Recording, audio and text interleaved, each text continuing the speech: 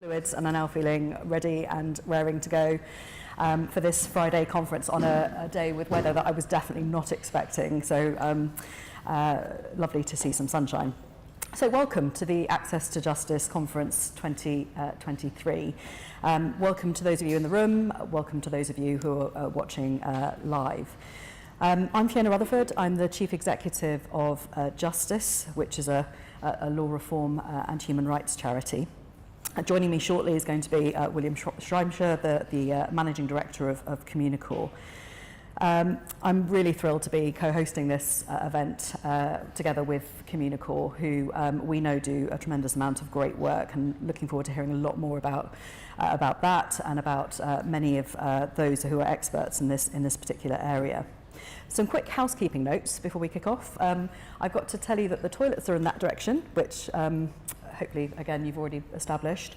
If there is a fire, you'll see there's some green signs, so please follow those. If you need an accessible exit, then through the door there is a lift as opposed to the stairs. And I think in terms of phones, I should probably just say, if you could just make sure they're hopefully on silence, because if you have or are involved in social media, please don't hesitate to tweet about the day, hashtag A2JA2J23. That is very much to be encouraged, but phones on silent, please. We're also going to be using Slido. You'll see from your conference packs during the agenda, that's the way in which we're going to encourage you throughout the morning to ask questions as you're listening to your speakers. Instead of taking questions at the end of each speaker, we're going to have a panel, as you can see at the end, where there'll be an opportunity for our speakers to give you their answers. Unfortunately, two of our speakers are unable to stay for the panel session. One is His Honour Judge Neil Clark, who's going to speak in a moment, and our speaker Andy Brearley. But they have both very kindly agreed that if you do have questions, we'll be able to send them on, and they will very helpfully answer them. As I say, Justice is a UK-wide law reform and human rights charity, and we strive for a fair, accessible and equal justice system. And we aim to be practical, we aim to be realistic in terms of the recommendations and the policy changes that we put forward to government. We look to address some of the most urgent and sometimes some of the most complex issues that are within the justice system. So it's never a dull day working for the organisation. Of course, inclusion and special measures in the UK courts are a key part of making the justice system as equitable as possible. And as I say, that's why I'm really pleased that we're here today with our partner, Communicourt, for this conference. So I'm now going to, with no further ado, hand over to William, who's going to be kicking off today's agenda. Thank you. Good morning, everyone. I'm thrilled to be here at our very first conference, Communicourt's very first conference, so welcome to the start of a big thing. And I'm so happy to see so many people here, both here and on the live link that we've got going today. Communicourt is a court intermediary provider, and we're part of the HMCTS approved intermediary service framework, which some of you may be aware of. Our intermediaries are communication experts and specialists working in the criminal and family courts across England and Wales every day to support people with communication difficulties and differences. These may relate to a diagnosis, or more commonly, not a diagnosis, but the people that we work with have things like ADHD, autism, a traumatic brain injury, a learning disability. We also work with a lot of people who, like I say, do not have any formal diagnoses, but have a range of communication needs that are prevalent. We are passionate about making the justice system as accessible as possible, and the driving force behind the event today is that passion that we have as an organisation. I could probably talk for hours about this subject, and there's definitely some people in this room that would vouch for that. But I'm really delighted to hand over to someone who can tell us firsthand how it feels to find yourself in the justice system and in an environment that's hard to understand or you can't fully access. So without further ado, I'm going to hand over to TV naturalist and climate change campaigner Chris Packham, who found himself in court earlier this year. And we've asked him to give us some of his experiences of the court system, which he's kindly sent to us as part of a film. So without further ado, this should work. There we go. Hello, my name is Chris Hello, my name is Chris Packham. I'm a naturalist, a broadcaster and environmental campaigner, and I'm also an autistic person, and I've been asked to speak to you about my experiences recently when I attended court for the processes that played out there. So I was the claimant in a case, not the defendant, I hasten to add, although those tables may be turned, because I'm also a climate activist, and given the way the laws are going at the moment, I don't suppose it will be too long before the boot is on the other foot, as it were. However, let's not worry about that. How was my experience down to my neurodiversity? I suppose there's always an element of anxiety, whether you are on the right or the wrong side of the law, and you know that you're going somewhere where you hope that justice will be served. Now, I think there's something that I need to address there. Sometimes upholding the law doesn't necessarily serve justice. And if there's one of the traits that I have, which, where there is a commonality with people like myself, with people that have my sort of autism, and that is that we are sometimes motivated by an aggravated dislike of injustice. Probably why I'm an activist, why I campaign for things, where I see necessary change, where I see wrongdoing, where I see laws which are in place not being upheld. I'm not a do-gooder, as my father would have described a certain section of society, but if there are laws and those there are there to protect, in my case, the environment and its wildlife, then I do want to see them upheld. So we go to court seeking not only for the laws to be upheld, but also for justice to be done. Now, therefore, if things are done by the letter of the law, but justice is not served, then we're not going to be satisfied, basically.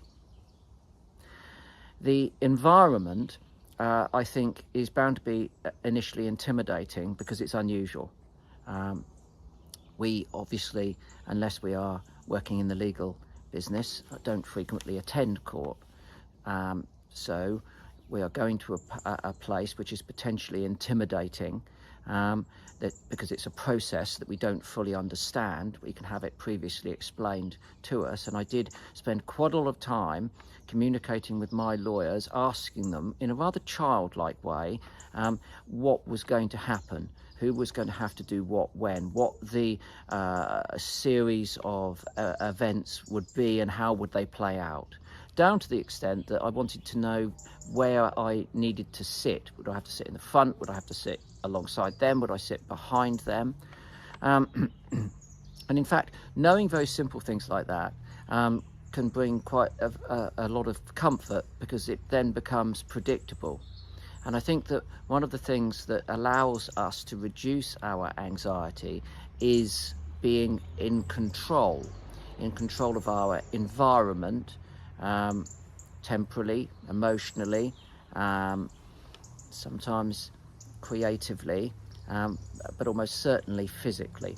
So having a sort of a foretaste of what that environment is going to be, having that explained in quite explicit terms about where you would have to go and what you would have to do when, and where you'd have to sit and who'd say what, and so on and so forth, all of those protocols which would seem everyday to people who regularly attend court, having that laid out was really useful.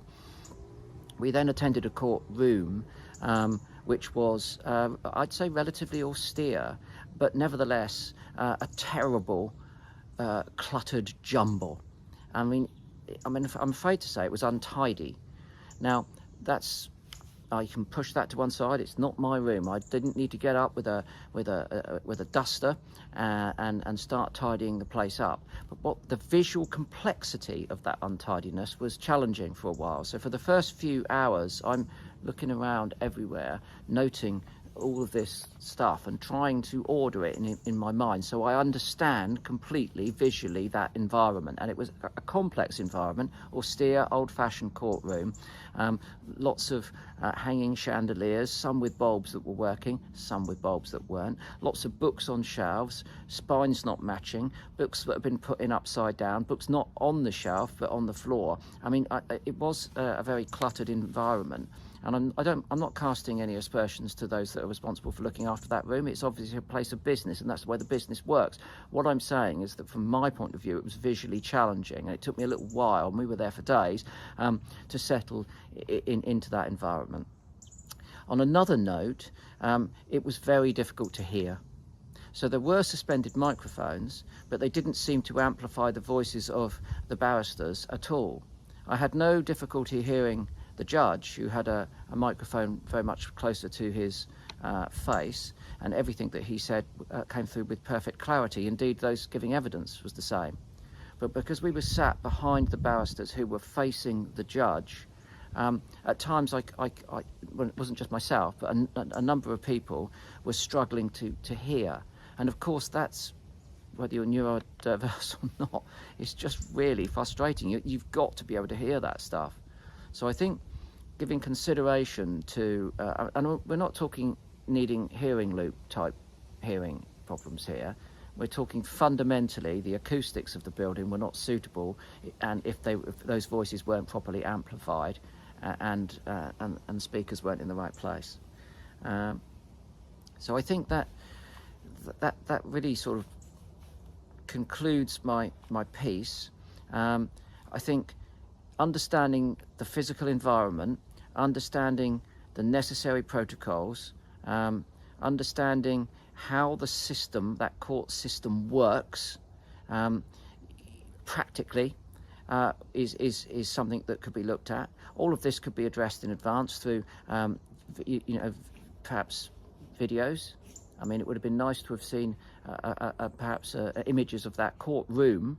I'd obviously never been in there before until I turned up on day one, so that would be very easily done, and it would be, the basic little video saying this is what will happen, this is what you'll need to do, this is what you need to say, this is where you need to sit, all of those sorts of things. I know it sounded really simple, actually. I don't know if this is going to be of any use to you whatsoever, but it's all about, for me, being able to control that my environment to an extent that I can focus on the real job at hand, which was attending the court, giving evidence, understanding the processes, and so on and so forth. If I'm doing two jobs, if I'm managing my autism and doing that, then it can become, tiring, and it can also be counterproductive because I'm not really focusing on what I need to focus on, which was actually addressing the case in hand, not the case in part, which could be in part my autism.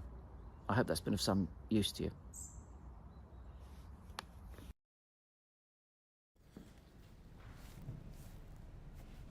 Do I need to press something? There we go. Thanks so much to Chris Packham there in his natural working environment, different to ours, I think, but thanks to him for sharing his experiences. He said it seems so simple. I don't know if this is any help at all. And that is something that really stands out for us. There are lots of small and simple things and steps we can take to make the justice system and the court environment more accessible. I'm really excited to hear from our speakers today, and I'd like to introduce our first speaker. His Honour Judge Clerk has taken part in a number of initiatives relating to both special measures and the independent sexual violence advisors here in Leeds and at the Crown Court. He was one of the national pilot judges for Section 28 early cross-examination of vulnerable witnesses, and a member of the committee overseeing the national rollout of Section 28. He is also involved in developing the compulsory training for advocates in relation to the examination of vulnerable witnesses. Ladies and gentlemen, please welcome His Honour Judge Clerk.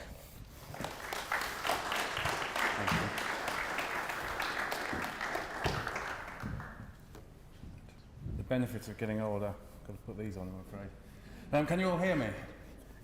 Well, it's a pleasure to be here today. It's an honour to be here today and to be invited to speak to you all. I'm genuinely sorry that I won't get a chance to chat to you afterwards. HMCTS, I'm afraid, require me back in court. Initially they wanted me at 10, but they put it back to about 10:15, and they'll just have to wait, won't they, if I'm late beyond that. I have spoken to some of you, but I'm really sorry I can't speak to the others. Now, what I say today are really just my personal thoughts. I'm not a representative of the MOJ giving talk today, but I hope that I can address some of the issues and explain to you why change in the system is not just a process pushed by politicians, pushed by the civil service, or pushed by formal lawmakers. It's pushed by individuals, and often in part for their own reasons, and in part because what they themselves have seen and have been concerned about. And all of you, whatever role you play, I don't know what everybody in this room does. I know there are some students, there are certainly some intermediaries, there are some lawyers, there may be some ISVAs, that's independent sexual violence advisors. If there are, each one of you plays a part and has the potential to play a part in ongoing change and review of the system. And you should all remember that that is important. So why did it become something that I was concerned about? And if I might be allowed just to mention a couple of things, some professional and some personal, and I hope you forgive me for that. The first one that really drew things to my attention was when I was a very junior barrister. I was working in London. I was at the Old Bailey doing a very minor case. Oh, it's not some grand case I was in. I was probably applying for bail in a shoplifting or something. But I came out of the court I was in, and I was lurking around in the public area when rushing out of one of the other courts came a really distressed female witness. She was crying her eyes out and shouting. And she was shouting, "You don't know what it's like." It was really quite horrible to see. And shortly after she came out, a group of fairly senior barristers came out, some QCs, things like that. They looked nervous, a bit upset, and so on. I knew some of them to talk to. None of them were unpleasant people. And they were clearly, in their own way, if you like, although they must have been doing their job, upset by what had occurred. And it occurred to me even then, there's obviously something wrong with the system here in relation to this. I asked them what the case was about. And they say they were nice people. They said, well, it's a rape case. There's a lot of defendants, and each one says the account given by the complainant isn't right, and we're each having to put this, and that's what had caused this enormous upset. They clearly knew it was wrong, they were doing their jobs as they were back in the 1980s. But it seemed to me that this isn't fair. It's not just unfair to the witness, because they get distressed, and in the end they're not answering questions that helps anybody, including the defendant. It's not really helpful to the professionals who had to do it that way. And frankly, I've got to be honest, it occurred to me if I was a defendant in a case and innocent, and the witness became as upset as that, I would think that I hadn't been treated fairly, because in the background of the minds of the jurors is going to be the thought that you're responsible for doing that to somebody. And so it seemed to me that the system ought to change. And it did, and it's been changing for some time since then and before then. When I was a young barrister, obviously I didn't get involved in cases that were particularly sensitive or serious. That happens as you develop in your career. And I'm glad to say that as things developed, you could see things evolving. And by the time I was involved in those cases, the way in which people asked questions had changed. The manner in which they asked them had changed. Not like you see on TV, where to make it dramatic, people are grabbing the edges of their gowns and shouting at witnesses, but people tended to ask questions in a gentle and polite way, rather than in a threatening way. Counsel, if there were many of them in a case, would very often get together and agree that one of them would ask the questions that were common to all, and the others would then just ask follow-up questions unique to their defendants, thus saving repetition and ongoing upset and delay. So things were developing, and those sorts of things have carried on. Those sorts of developments were just natural.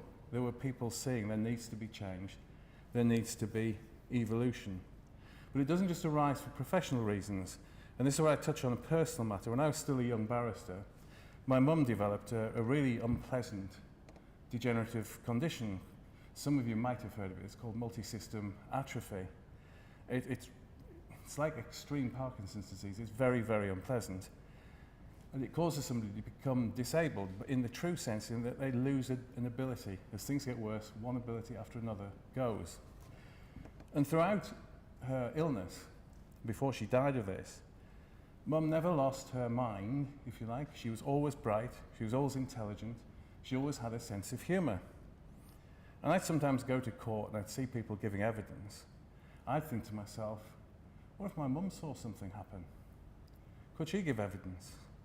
And as things got worse, one of the things that she struggled with was speech. If you knew her, obviously my brother and I, we knew her well. We knew how she expressed things. We were used to how she degenerated and how she'd sort of have to breathe between words and take gaps. We also sometimes knew what she was going to say next anyway, because you could kind of predict it once you knew her very, very well. but other people wouldn't. Ultimately, that would have meant that people wouldn't have relied on her as a witness. And why not? Why should she not be a witness in the case? She's bright, she sees things, she hears things, she's perfectly able to describe them if you give her the opportunity to do so. Now we have intermediaries. Most of you, I'm sure, know what intermediary is, but that's somebody who will meet a witness, find out what their speech or personal difficulties are, how they communicate, how they best express themselves, and probably could help with that. But when Mum had her condition, there really was nothing like that available in the courts. But other things too. It's quite interesting to see Chris Packin there. Other things occurred to me as well. It's not just a witness. What if Mum was called up for jury service? Why shouldn't she be a juror? Well, ultimately, there'd be a position where she wouldn't have been able to, or she'd have been so unwell with her breathing and things, she'd have disturbed other people. But for a long time, why couldn't she? Perfectly able to see things, hear things, make her mind up about things. And yet, no facility for that.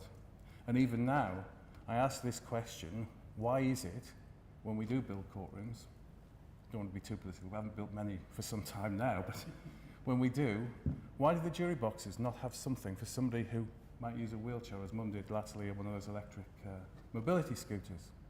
If she had been called up for jury service, I suppose people wouldn't have refused it, but she'd have had to sit out on her own, standing out frankly like a sore thumb. She'd have been embarrassed. It would make her reluctant. It'd probably embarrass other people. They'd react differently to her in court. Why have we never thought about that?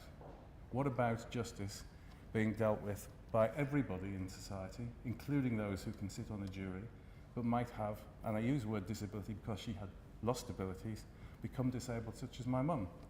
So it seemed to me that there were obvious things that ought to change, and we ought to make allowance for those things. It's not just prosecution witnesses, it's jurors, it's defendants, it's virtually anybody. You all, in a way, have your own needs. Some people's needs, if you like, require more effort by the rest of us than others. Well, as I say, these changes happen by evolution, largely. People try to adapt. But there have been pushes recently to improve things, and improve things quite dramatically. As I say, all of you, whatever position you're in now, even the students coming into the legal profession, will ultimately be in a position to affect change, and you should always try to do that. But what I would say is there should be a word of caution. It should be evolution and not dramatic change simply for change's sake. But change has been quick, and I apologise to the lawyers for this, but those of you who aren't lawyers might be surprised by this. And just think about it for a moment. It wasn't until 1851, and looking around the room, quite a number of us were born in the 20th century, it wasn't until 1851 that a defendant in a civil case could give evidence on oath at all to defend themselves. So if somebody was suing them to get money off them, somebody wanted to stop them doing something, get an injunction against them, somebody wanted to make them do something, anything like that, they weren't even permitted to give evidence in their own defence. That's fairly shocking, really, and it's not that long before many of us in this room were born. And if you think that is bad, just wait for this. It was 1898, with the passing of the Criminal Evidence Act, that a defendant in a criminal case was first allowed to give evidence on oath at all. Stop and think about that. Some of those people were on trial for their lives, and they weren't permitted to give evidence at all on oath. They could make an unsworn statement from the dock, but frankly, they were largely valueless. They were short. Everybody says, well, you're bound to say you didn't do it, didn't you? It was a bit like that. It wasn't tested. They weren't able to say, I will get up, I'll tell you about it, and you can question me, and I'll show you why I'm right. Not until 1898, 66 years before I was born. If I said to any of you now, if you put it in context, back in the 1950s, you could be on trial for your life and not be allowed to give evidence, you'd be horrified. And so you see that things were changing. And they changed probably for good reasons. There will have been a reason why people couldn't give evidence, probably because for a long time most people were illiterate. The courts used very formal language and used Latin. And for serious cases there was representation, often free, but somebody would turn up, a junior lawyer, or somebody who was a senior lawyer with no work might turn up to represent them, but that was about the extent of it. But by the 1890s, people were getting education. And thankfully, people noticed, and ultimately politicians noticed, and they changed the law. And 1898 just happens to be synchronicity with something we'll come to in a moment. But that change has carried on at an enormous pace, and I think it's increased significantly recently. And I'm grateful, really, to the court service for giving me a job in Leeds, because Leeds has been, I think, at the forefront of change, certainly in criminal cases. One of the things, as you were told a moment ago, that I've been involved with, is what's called Section 28 of the Youth Justice and Criminal Evidence Act. And that was brought into force in it was put on the statute book in 1998, 100 years after defendants were given the ability to give evidence in their own defence.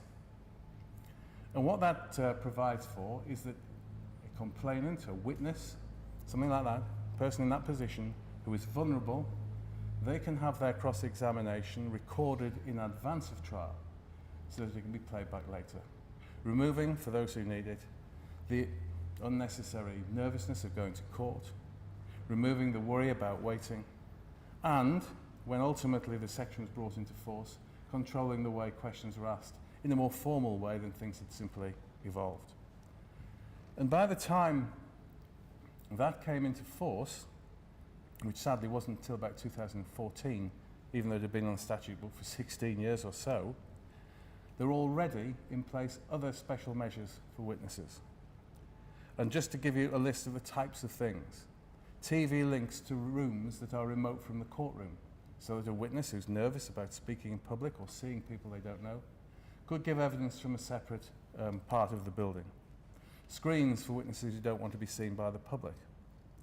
There were CVP links, which were introduced relatively recently and are available for people who live a long way away. And the courts became much more willing to adapt to the needs of individuals. And with Section 28, there came certain formalities which were necessary for the Section 28 procedure to work, but also dealt with the needs of witnesses.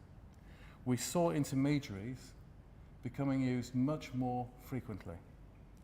The need for them was spotted because the cases had to be dealt with early, and once that need was spotted, people were seen by the intermediaries who would help with how can questions be asked of this witness? How should they be phrased? Does the witness require, for example, something like a fidget toy just to make them relax within the room? They're simple examples of things that came into force at about the time Section 28 came into force and were advanced because of the Section 28 procedure. Formal rules about how questions could be asked by advocates were also introduced. Every advocate dealing with a sexual case has to undergo special training. And the Advocacy Training Council, which I was involved with when Section 28 first came in, developed a set of rules and specific training for it. And you're lucky Miss Mellie's giving evidence later, and she's been active in ensuring that that has been rolled out nationally. And she's one of the, if you like, I don't want to big her up too much, but one of the best advocates at dealing with this type of case that you could ever wish to see, because she knows exactly what to do and how to do it and is ahead of everybody else on the training. But there were now rules, and there was a requirement for training, compulsory, before people could deal with these types of cases. Hopefully, no more witnesses running out of rooms crying and upset.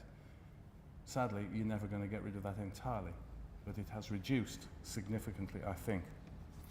Well, other things have been introduced as well. I don't know if we have any ISVAs, independent sexual and violence advocates here, but if not, what they are is somebody who can be with a complainant, in a sexual case usually, throughout, from start to finish. From the moment that person goes to the police station, they can ask for them. Their role is really just, if you like, to advise, to be a friend, to explain what the process is, what's going to happen next, what could you ask somebody to do, where should you go, what should you do, what are the options open to you. They can be there with them throughout, and I think, for some people, that is a huge advantage. When Chris Packer mentioned, he was talking about not being familiar with the process, not being familiar with the room. If you've got somebody like an ISVA, well, hopefully you'll be more familiar. They're there to talk to you. They'll have some experience of it. And that, I think, is another important development and something we can maybe utilise in other ways in the future. I'll come to that in a moment. I emphasise personal thoughts, not the MOJ's thoughts, just in case anybody thinks about that. We now have, as well, a remote site known as a SARC, Sexual Assault Referral Centre in this area, which means that a complainant in domestic violence or sexual case doesn't even need to go to a police station. If it is appropriate for them, then they can go to this centre. It's remote from a police station, it's remote from a court. They can make their statements there. If they need medical examination, they can be examined there. If they have to give evidence, they can give their evidence from there, both in pre-recorded evidence and in any cross-examination, either live on the live link or a Section 28 early cross-examination. Again, not necessarily something for everyone, but it's there for those who need it. And that's really the key. It's for those who need these things. We shouldn't, I think, always push every new thing onto every particular person, but we should try and utilise the tools we've got for the needs of the individual people involved in cases. Well, as I say, those things are hugely helpful. Intermediaries can be enormously helpful. Just 2 weeks ago, I had a case with a witness who was struggling with a relatively simple question, but just couldn't get their head around what the question was. Everybody tried to rephrase it, and eventually the intermediary managed to explain what the question. It wasn't a complicated question, I can't remember exactly what it was, but it was just the fact that this intermediary was with the witness, knew the witness, and was able to explain this is what the question is, and get the answer which everybody was hoping to hear. Well, what shall we do to change things in the future? Well, I think we should always think to ourselves, do we need the change? And shall we rush it or shall we evolve? And the answer is we should always try only to evolve, but we should never rest on our laurels. When we have effected a change, we shouldn't always think it's necessarily right or that it won't be changed in the future. We should look at it and see, well, can we improve it? Do we need it? Do we need it in all the situations we've been using it in? Could we use it better in other areas? And an expression that's used in sexual cases where a witness gives evidence in advance in chief on a video recording, they're called ABE interviews. It stands for Achieving Best Evidence. And that's quite a good way of thinking about it if you're dealing with a witness. What one or more of these particular tools we now have available to us will help this person achieve giving the best evidence. Not necessarily saying to them you've got to use all these things because they're there, but looking at that person's needs and saying, well, what will actually get them to give the best evidence? And I have to emphasise this. Achieving best evidence doesn't necessarily mean just from the point of view of the prosecution, it means from everybody's point of view. What is the best way to get this person to give their account and also to properly answer the questions that they're being asked where the account's being challenged? So that's what we always need to reflect on when we look at how we use the different tools that are available to us. But I've spoken really about the situation we're in now, principally in the criminal courts. But there are other areas that we perhaps ought to consider. Because people who require assistance, be they nervous, so I focused on really complainants in sexual cases because they tend to be the most nervous of witnesses that I come across, but other people get nervous. Some people need help because they have difficulties, such as my mother's that I mentioned. Some people suffer from dementia and so on. What we need to do now is reflect on what can we do for people with all those range of problems, and not just in the criminal courts. And in criminal courts, for example, why is it that we focus principally on the cross-examination of complainants? I mentioned to the guys from HMCTS and MOJ earlier, it strikes me always as odd that although there is the facility to have an intermediary at the giving of evidence in chief, the achieving best evidence interview the police conduct, which forms the evidence in chief of a witness, it's hardly ever used. It's used in some cases, but it is a minority of cases. Well, if somebody needs an intermediary when they're being cross-examined, which is usually the shortest part of their evidence, how is it they didn't need one when they were being examined in chief? Well, it's something that perhaps we ought to give thought to. What about civil cases? You all just think, or most people would think, I'm probably being rude to say you all just think, most people would think, well, commercial cases, who cares? Well, stop and think for a moment. Civil cases aren't just commercial cases. People have had accidents. People have been discriminated against at work. Some people, even in a commercial case, they might have had a business, they might have been the victims of a fraud, and now they've developed dementia. Why shouldn't they similarly have access to justice?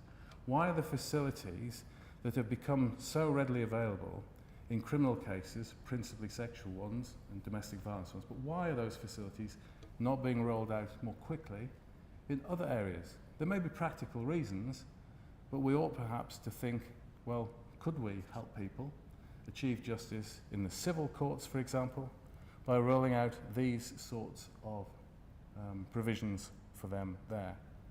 In criminal cases, what about defence witnesses? Defendants sometimes make applications, but defence witnesses? I've never ever seen an application for one. Now, there are practical reasons why that will be difficult, but why can't we address the rules to see if we can deal with that? The practical reasons, frankly, are these. If you're a defence advocate, the last thing you want to do, frankly, is call too many defence witnesses, because it only needs one to get it wrong and your whole case is gone. But there will be witnesses who you have to call who might need assistance and whose evidence will be improved by special measures that are now available to the court. So how do we get around the problem of the defence perhaps having to reveal what their witnesses planned to say, because they may not say it? Well, perhaps you can do that by not telling the prosecution, have the judge and the intermediary and the defence there in advance approving the way the witness will give evidence and setting some rules. But at the moment, it simply doesn't happen. Other things we could reflect on are these. Well, do we always need what we use at the moment? So I say intermediaries have been fantastic. But there are certain areas where maybe we only need to use them in some ways. So I'll give you an example. In many of the cases I've been talking about, the witness is a child. And the intermediary really helps with the way the questions are asked to that child because they've got to know them. But if on the whole, that particular child is really just an ordinary child of 10 or 9 or whatever, once the questions are agreed, and you've got a judge who's been specially trained, you've got an advocate who's been specially trained, you've got questions agreed with the intermediary, you've got witness support present in the room who've been specially trained. Quite often what happens is the intermediary sits there and of course they've done their job and the witness just, in fact with most of them, the witness just gives their evidence straight through. It's just a thought, but would perhaps that resource, because it's limited, be better then moved to having help with the ABE in the first place about how the questions are asked, because they've really done their job by helping with the questions on the cross-examination. When people apply for intermediaries, for things like defence or defendants, perhaps the applications could be more focused. Instead of saying, well, the whole case, I know most, they don't always ask for that, it's about 1/3 they don't. But what about the advocate saying, well, this defendant really will need help in these areas? The cross-examination of this witness where the facts will be difficult. The giving of this particular speech, the giving of evidence in chief, but probably not in the scientific material or the legal arguments, so focusing perhaps our resource on specific areas. So really it comes to all this. There are many things that have become available to us. They've become available to us with increasing regularity. The process has sped up over the last few years since 1898. But now, we perhaps need to look at, well, how can we use them for other areas? Because it's really been rather focused in certain fields. And secondly, are we using them in the best way in the field we currently use them in? The answer to all that is, I don't know what we do. All we can do is try and do what I hope I've tried to do in my career, is just try and help things along. Each one of you can play a part in that and should play a part in that if you remain involved in the system. Don't, whatever you do, affect change for change's sake. And all of us should always remember that whatever we do, in the future, it will be changed because we won't have got everything right. But at least, as long as we do what we do with the best intentions, trying to be fair to everybody in the process, well, then nobody can criticise us. And I hope that that's what all of us will try to achieve. And that's certainly what everybody in this room is trying to achieve. That's probably why you're here at this meeting. So thank you. I hope that was of interest. It was a bit disjointed, but I hope you got some ideas about why things change. It's not just driven for professional reasons. It's not just driven by politicians, but sometimes driven by just people, their own thoughts and their own experiences. And you should always use those to guide you. Thank you. and bye-bye.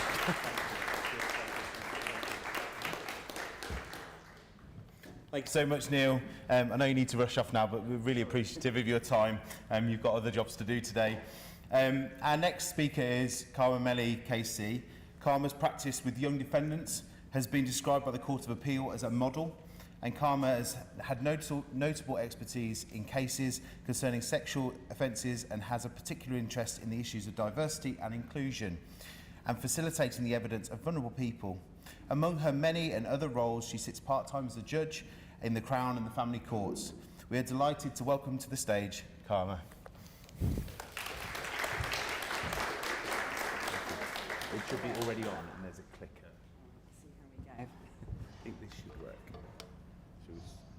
Sorry, I didn't click on it. Right.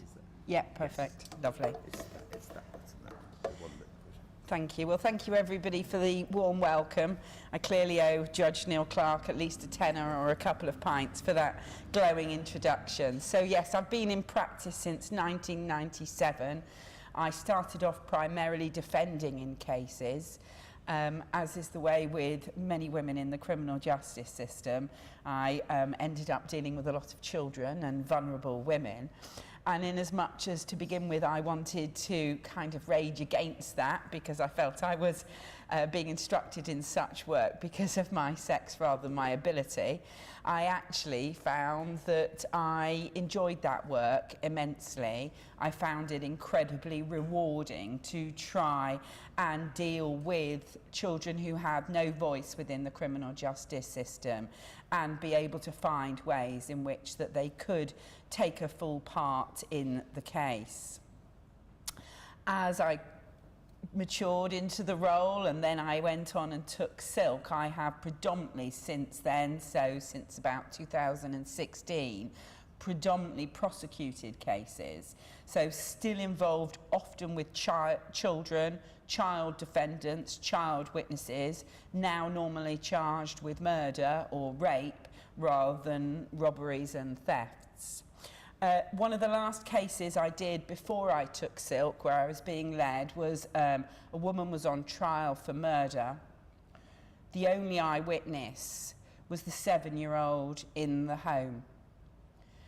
And I was led by an eminent silk, absolutely brilliant at his job, but perhaps not very used to dealing with 7-year-old witnesses.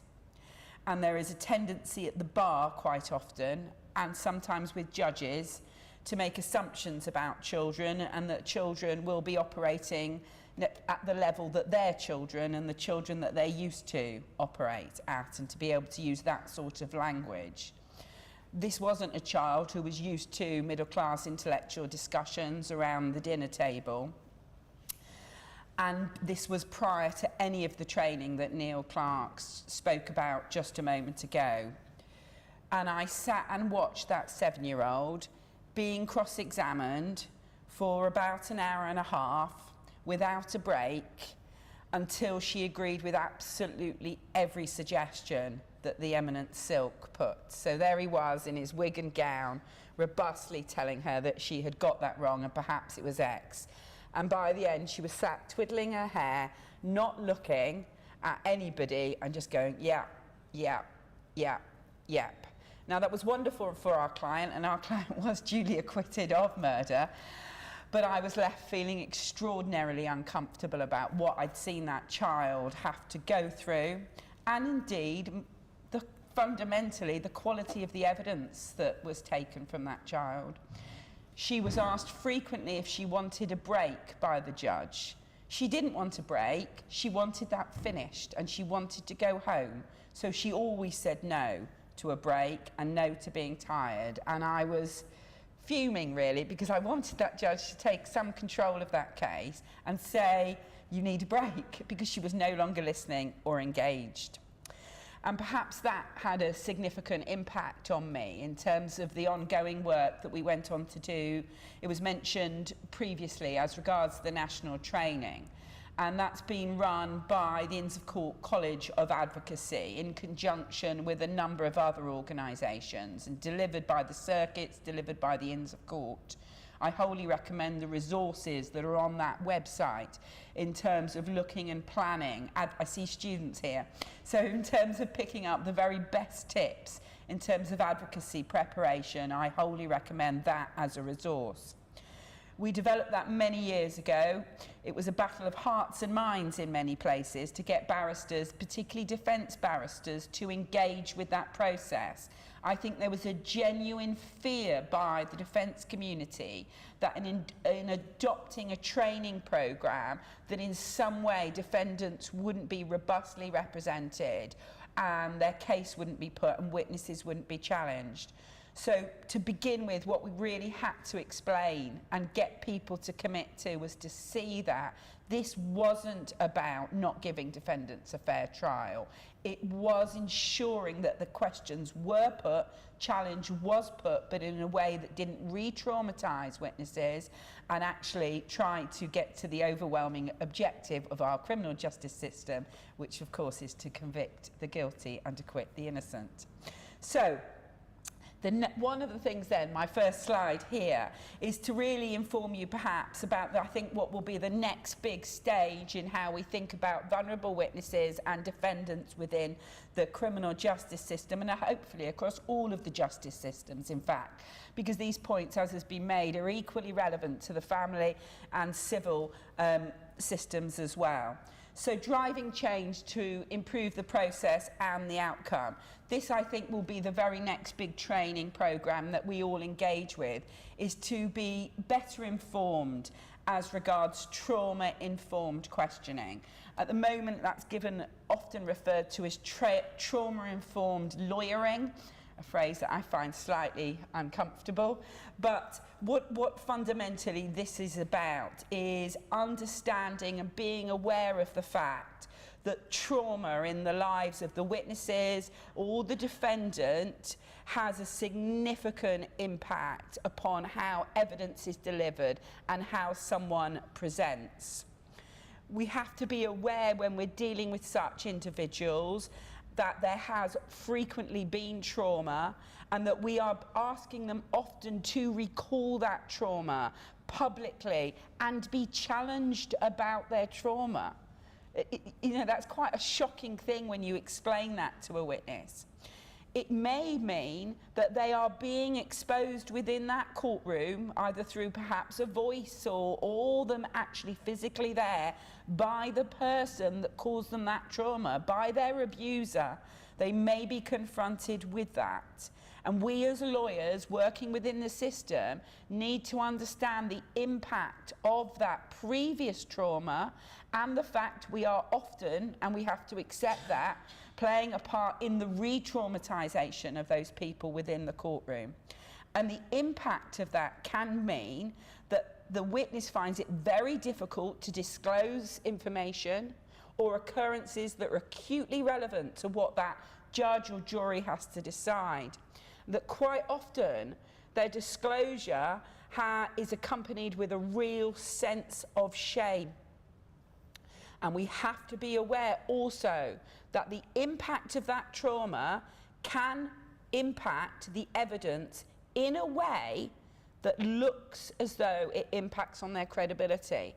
So what I mean is that sometimes the impact of that trauma and dealing with it and not wanting perhaps to answer it or not wanting to confront it or turning away could have in fact all those same signs that a judge or a jury is looking at to decide whether somebody or not is lying to them.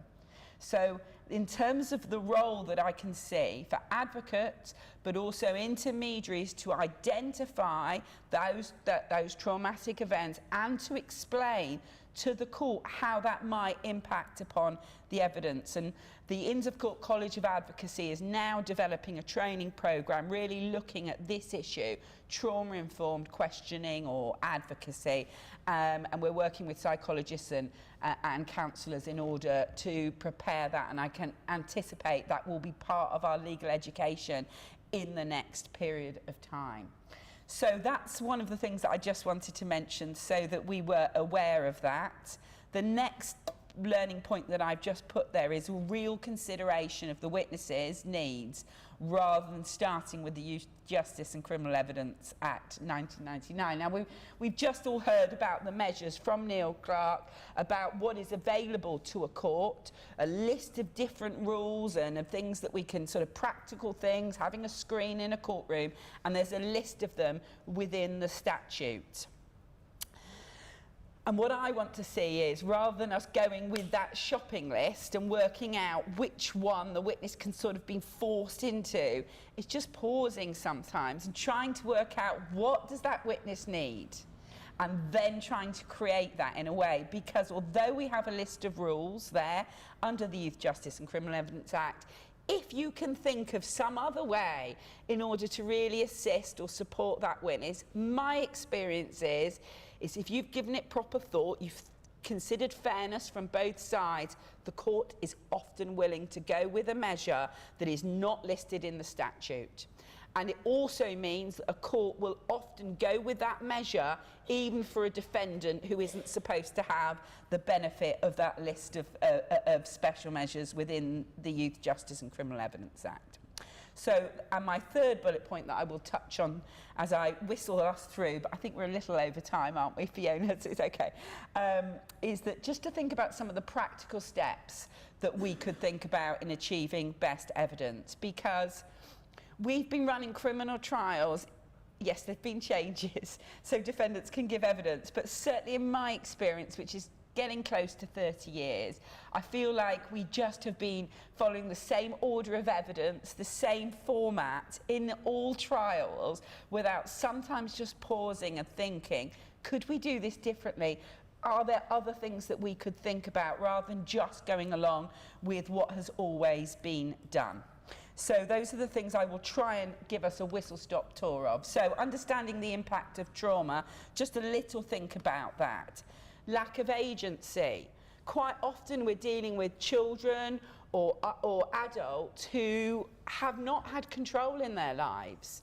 They have had that taken away from them at a very, very young age.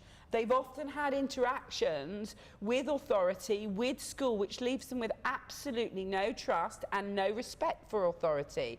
So when you walk in and you think somebody's going to be overawed by the criminal justice system, the courts, and they'll know how to behave, they quite often might want to put two fingers up at that system because of the way that they've been treated. I now deal with an awful lot of grooming cases, so historical offences of child sexual exploitation. I'm dealing with women in their 30s, 40s and 50s who were, and there's no way of getting around this, failed by the systems as teenagers over and over again. They were not protected, they were not kept safe, they were blamed and thought and described by social workers as child prostitutes or authors of their own misfortune. So when we waltz in and tell them that this is what they need to do and this is going to be their support network, and here are some police officers in their mind who drove them back to their attackers when they were teenagers, let's not criticise them for not always immediately trusting us because of their experiences within their life. And that lack of trust and respect often comes out in anger. I've dealt with grooming cases where I've had to deal with women literally throwing chairs around in witness rooms outside because the sense of rage that not only have they been treated like that way their whole lives, they come to court, they're told everything's changed, they'll be listened to, but what they don't fully understand is if there's a criminal trial, they're being challenged. That means that by its very nature means that people aren't accepting what they've said, and that can be a real shock. So when I come on to practical steps, let's always try and have some furniture that's nailed into the floor just to look after the court staff who obviously don't really deserve chairs being flung at their heads. Okay, anxious need for confidence in arrangements, and that's what we heard, the lack of agency, the lack of trust. Quite often, and it was really interesting listening to the video from Chris Beckham as well, about that need for just some control, some confidence in arrangements, and also the need for transparency. And so ultimately, what we're really trying to look for is reliability, consistency and predictability in the criminal justice system, something that any of us who have worked in it know that we cannot deliver. I'm listing trials now for 2025 for grooming cases. That's how far away. These women reported it in maybe 2016, 2017. I've had a woman say to me recently, her child, who was 14 years of age, had no living memory of her not being involved in a prosecution. That's how long the cases go on for.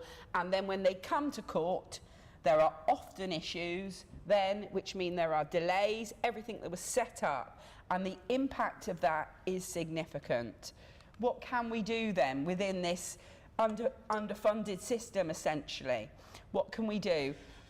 There are some practical things that I've tried to think about just to give a sense of control. Perhaps when we're listing, or we're listing when that vulnerable witness is going to come to trial, thinking about, well, okay, I'm going to aim to call them on that day, but if it doesn't work out, I'm going to have a backup plan of the Thursday that week. In setting the Section 28 dates, will the court permit us? If that fails, can we get a backup date, please? So that we're not turning up at the Section 28 and then finding another date 3 months later.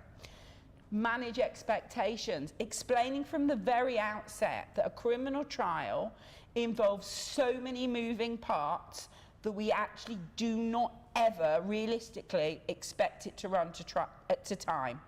You've got 12 jurors, often, 10 representatives, a handful of defendants potentially, an overstretched courtroom. We need all the equipment to be working. We need that witness to be there. And actually, when you start to explain how many moving parts there are, the witness comes to understand it's not personal. It's not about them not being given the respect that they deserve and need, but there just are issues. We particularly over COVID with delays that were caused by that. So managing expectations, but in another way as well. Let's not shy away from it. And I always have these conversations with defendants, with witnesses. You wouldn't be giving evidence if you weren't going to be challenged. We've told them things have changed so much that I almost feel some witnesses just think they're coming to some sort of counselling session and they'll tell their story and everybody will tell them how awful it was. It is a shock as an adult to be told you're lying. It actually really doesn't happen very often. And to have someone of authority look you in the eye and call you a liar is absolutely shocking. And it fundamentally doesn't matter whether that person is saying, you're a liar, aren't you? Or Uncle Johnny says that he didn't do X, is he telling the truth or not? They know what they're being asked is, what you're telling us isn't right. So manage that. Tell them you wouldn't be here. I know it seems obvious, but this really does come as a shock to a lot of witnesses when I explain this at the Speaking to Witnesses at Court protocol. Thinking about the order of witnesses, I've become a little bit evangelical about this because it's one of the things I do have control over as a prosecutor. So since I've ever seen criminal trials, we always call the victim first as the prosecution. So the trial starts, it's opened by the prosecution barrister, and then we call the first witness, we call the victim if we're dealing with a sexual offence. And then we call all the other evidence. And my experience, and I have absolutely no basis or data to support this, is that the further away we got from the victim's evidence, the less likely we were to get a conviction. Somehow, particularly over a weekend, so when I was defending, I was always quite happy to leave it till over the weekend, but the impact of it is just, it's lost quite quickly. We forget the evidence, or we must be able to bring that power of their testimony back to us.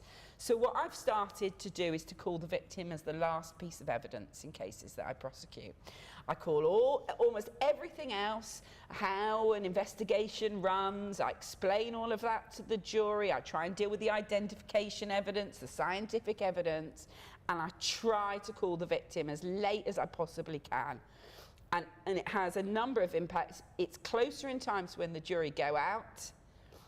You can often then see the evidence of the victim and the defendant much closer together, sometimes even on the same day. And that's been very, very powerful. And also, it gives me a little bit of control over the dates and keeping it as a fixed date. So if I put my most vulnerable witness, the victim, as the last evidence, all the things that were going to go wrong, and inevitably do go wrong, the transcript hasn't come through, the video wasn't edited properly, another witness has been ill, I can rejig all of that mess. I can rejig in that period and keep a fixed spot for the victim, and I don't have to mess them about as much. So really small practical arrangements can be helpful. Preparing the witness for escape routes. How do they get out of the cross-examination, defendant or a witness if it's overwhelming, if they're dealing with trauma? Give them some words. I give them words for it. So I tell them, if you need to just leave, then we set that up. I've had a witness who just, every time she was reminded of the event, she needed to vomit, essentially. And we had waste bins there prepared for her, but also we cleared it with the judge that she didn't have to ask permission, she didn't have to ask the ISFA or the intermediary could she leave. When it came too much, she had the permission to walk out of the courtroom and that was okayed by the judge in advance, and that gave her a real sense of security that she could do it. Thinking about where they can go out for a cigarette, practical arrangements like that make a real difference. So yeah, when I have the conversations about what people are often most scared about in terms of their actual evidence, they think that a clever lawyer is just going to keep saying, answer this yes or no, and then this yes or no, and then before they know it, they will have agreed to a set of circumstances that they never intended to. So I often have a conversation about, you know, if you feel like you're being forced into a yes or no, or was it left, was it right, and you cannot give the explanation in that way, it wouldn't be a fair account, then what you can say is, I need to tell you more to be able to answer that. I need to explain my answer. And if they say those words, then the judge will have to let them explain that, or at least in re-examination that will be picked up by their own barrister. So giving them some actual languages about it. And this brings us on to the next point, which I know was sort of covered in some of the blurb in relation to this conference, that we just need to engage with. There isn't a right or wrong or an answer to this, but it needs to be thought about always. We don't just want to ensure, there is absolutely no point making the questioning for witnesses so anodyne that we don't get the outcome. So we need to think about the fact that sometimes the witness actually gives their very best evidence when they are fundamentally challenged about it. So when it is suggested to the defendant or the witness, they've made it all up for these reasons, and of course we deal with the language of how that is put, but watching that witness deal with the central point, what, you're making it up for money, are you? Or you've lied about so-and-so for whatever reasons to get out of trouble. The judge or the jury watching them deal with that central issue can have an enormous impact on the outcome. So we often have to think about then the balance between the process of the evidence and also the outcome. So we need to ensure the language of the advocacy is kept in check, but sometimes the non-challenging questions can mean that we don't always get the evidence that we want for either side. So there needs to be a real consideration of what that witness can handle, and not just thinking about a general sort of set of rules. There is absolutely not one fit all in these questions. We have to think about it. And so that's what I mean also by dealing with the evidence by other means. When we first developed this training, and that's why Judge Clark is so right, we need to review and review it. We're in the early stages of development still, I think, in terms of how we handle vulnerable witnesses. I think when we began, we started to think, well, we won't ask them about this time that they lied at school, for example, this significant lie. That'll be hard for them to deal with. It'll be embarrassing. So we won't ask them about that. We'll just adduce that evidence that fundamentally undermines their credibility without letting them deal with it. Well, yeah, of course, it made the evidence much easier, the process much easier for the witness. Was it fair? No, not really, because they might have lied at school. They might have a very good explanation for it. Sometimes letting them deal with the damaging material actually is better for the case and better for the witness. And I can't imagine, if you put yourself in their shoes, thinking that that would be acceptable, that people would agree facts about you and your credibility and your bad behaviour without you being given an opportunity to deal with it. And so often, what looked like something really damaging for that witness's credibility, they had a really good explanation for. So thinking about how we handle it. Because when we're thinking about trauma and the ongoing impact, we have to bear in mind that the outcome of that trial process is very significant in terms of them dealing with their trauma. It's not just about the process. There is no point for a victim, I put it into a prosecution victim for a moment, there is no point in them having a wonderful, easy ride through their cross-examination, but every single man that abused them was acquitted. That will not help them long term in terms of dealing with their trauma. So there needs to be an engagement between the process and the outcome. Let's return to issues of control that Chris was talking about as well. And what can we do? And some of these, it was really interesting to hear him talk about the clutter in the courtroom and the state of our courts. These are some of the things that come up a lot in my conversations with defendants and with witnesses. And I mention them just because sometimes, and particularly as regards women, when they raise issues about clothing or hair or how they should dress, it's kind of dealt with in a really dismissive way, as if they are being vain or concerned about things that aren't important. Thank you. And so thinking about all of these issues and the things that we can control can be very, very significant in terms of giving the witness some control.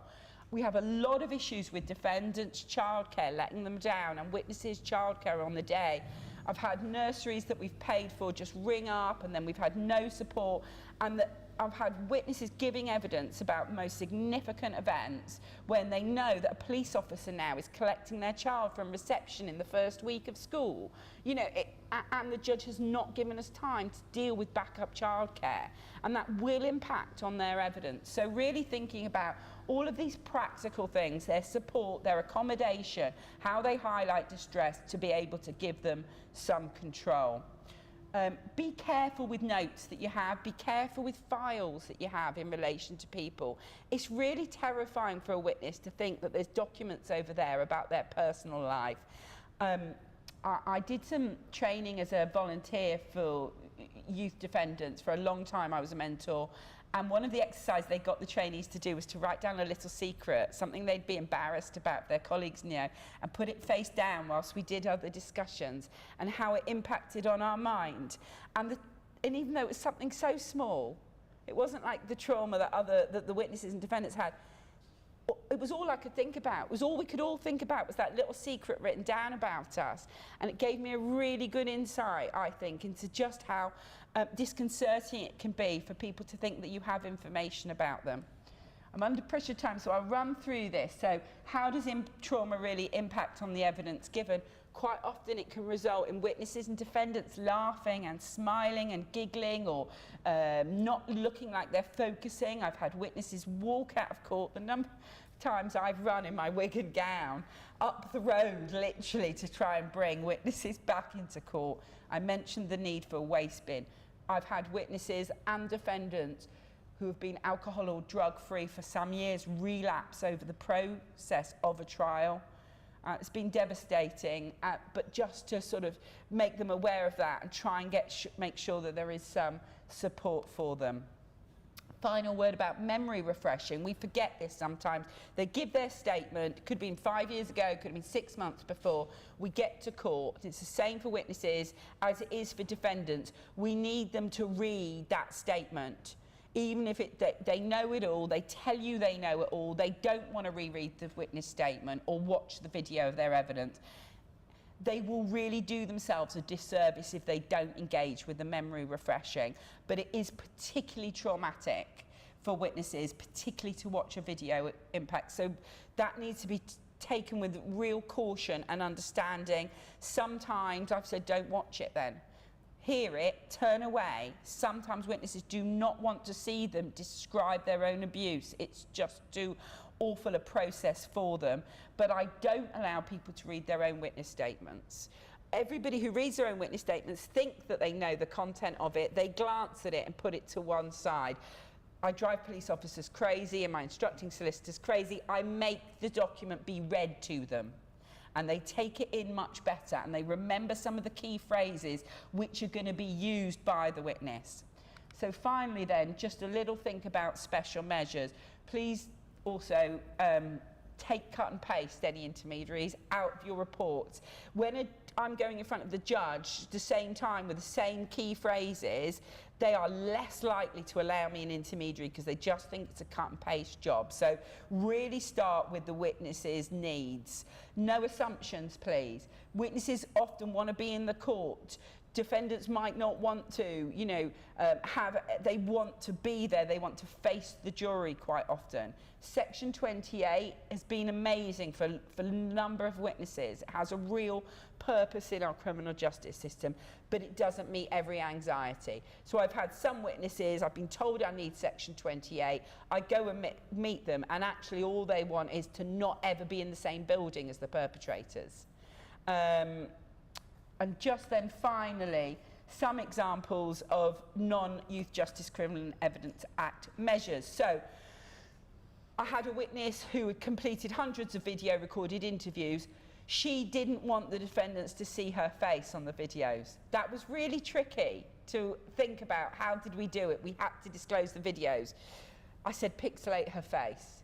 Let's see what happens with the defence. We pixelated her face, and then of course we had to think about how we played in the courtroom the pixelated ones, so the defendants only saw the pixelated ones, the jury saw the non-pixelated ones, and we played them simultaneously with matching audio. Amazingly, it worked. So they never knew what she looked like now because she was still local in that area but had changed what she looked like. It was essential they couldn't see her.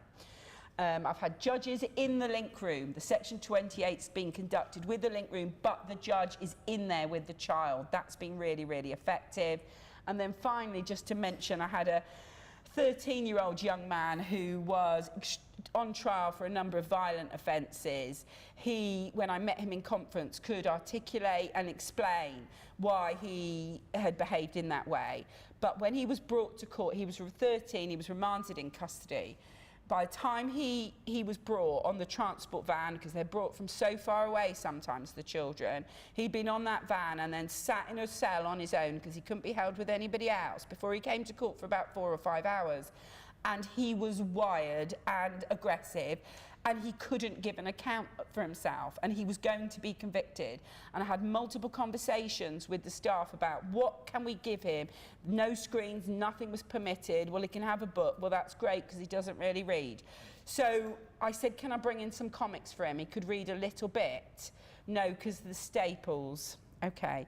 I got some hardback Beanos from my son. Can he have these? No, the edges are too sharp. So I filed off all the edges of the Beano albums, and he had soft Beanos, and they permitted those. And he'd never had his own books before, and he absolutely loved these hardback Beanos, and he would sit there and pore over them, improve his reading, and it meant he was calm and in control, so by the time he gave to give his evidence, he could give a really good account for himself. And he was ultimately acquitted of all charges, and I think it's down to Nasha. So thank you very much. Thank you, Carmen. Thank you, Carmen. Really insightful. I'm always amazed with the things that I hear about going on in the courtroom. Our intermediaries using things like Lego and plasticine, all sorts of things when they need to. So brilliant to hear some other perspectives on that. We just so that I could put everyone at ease and that anxiety doesn't build of the room. We are running 10 minutes late or so, but we can take some time off the panel talk at the end. So everyone will still have their time, and you'll still, most importantly, have all of your break time to go to the toilet and get yourself a coffee. Our next speaker before the break is the Head of Access, Participation and Outcomes at Leeds Trinity University, Andy Briley. Andy spoke at a recent Communicourt team day and he was fantastic. We've seen him before. I'm excited for you all. So I'm so pleased that he can be here this morning. Andy has had an extensive career in youth justice. He combines his practice experience and research in his work alongside his lived experience of adverse childhood experiences, being in care, school exclusion, drug addiction and youth incarceration. So, ladies and gentlemen, Andy Briley.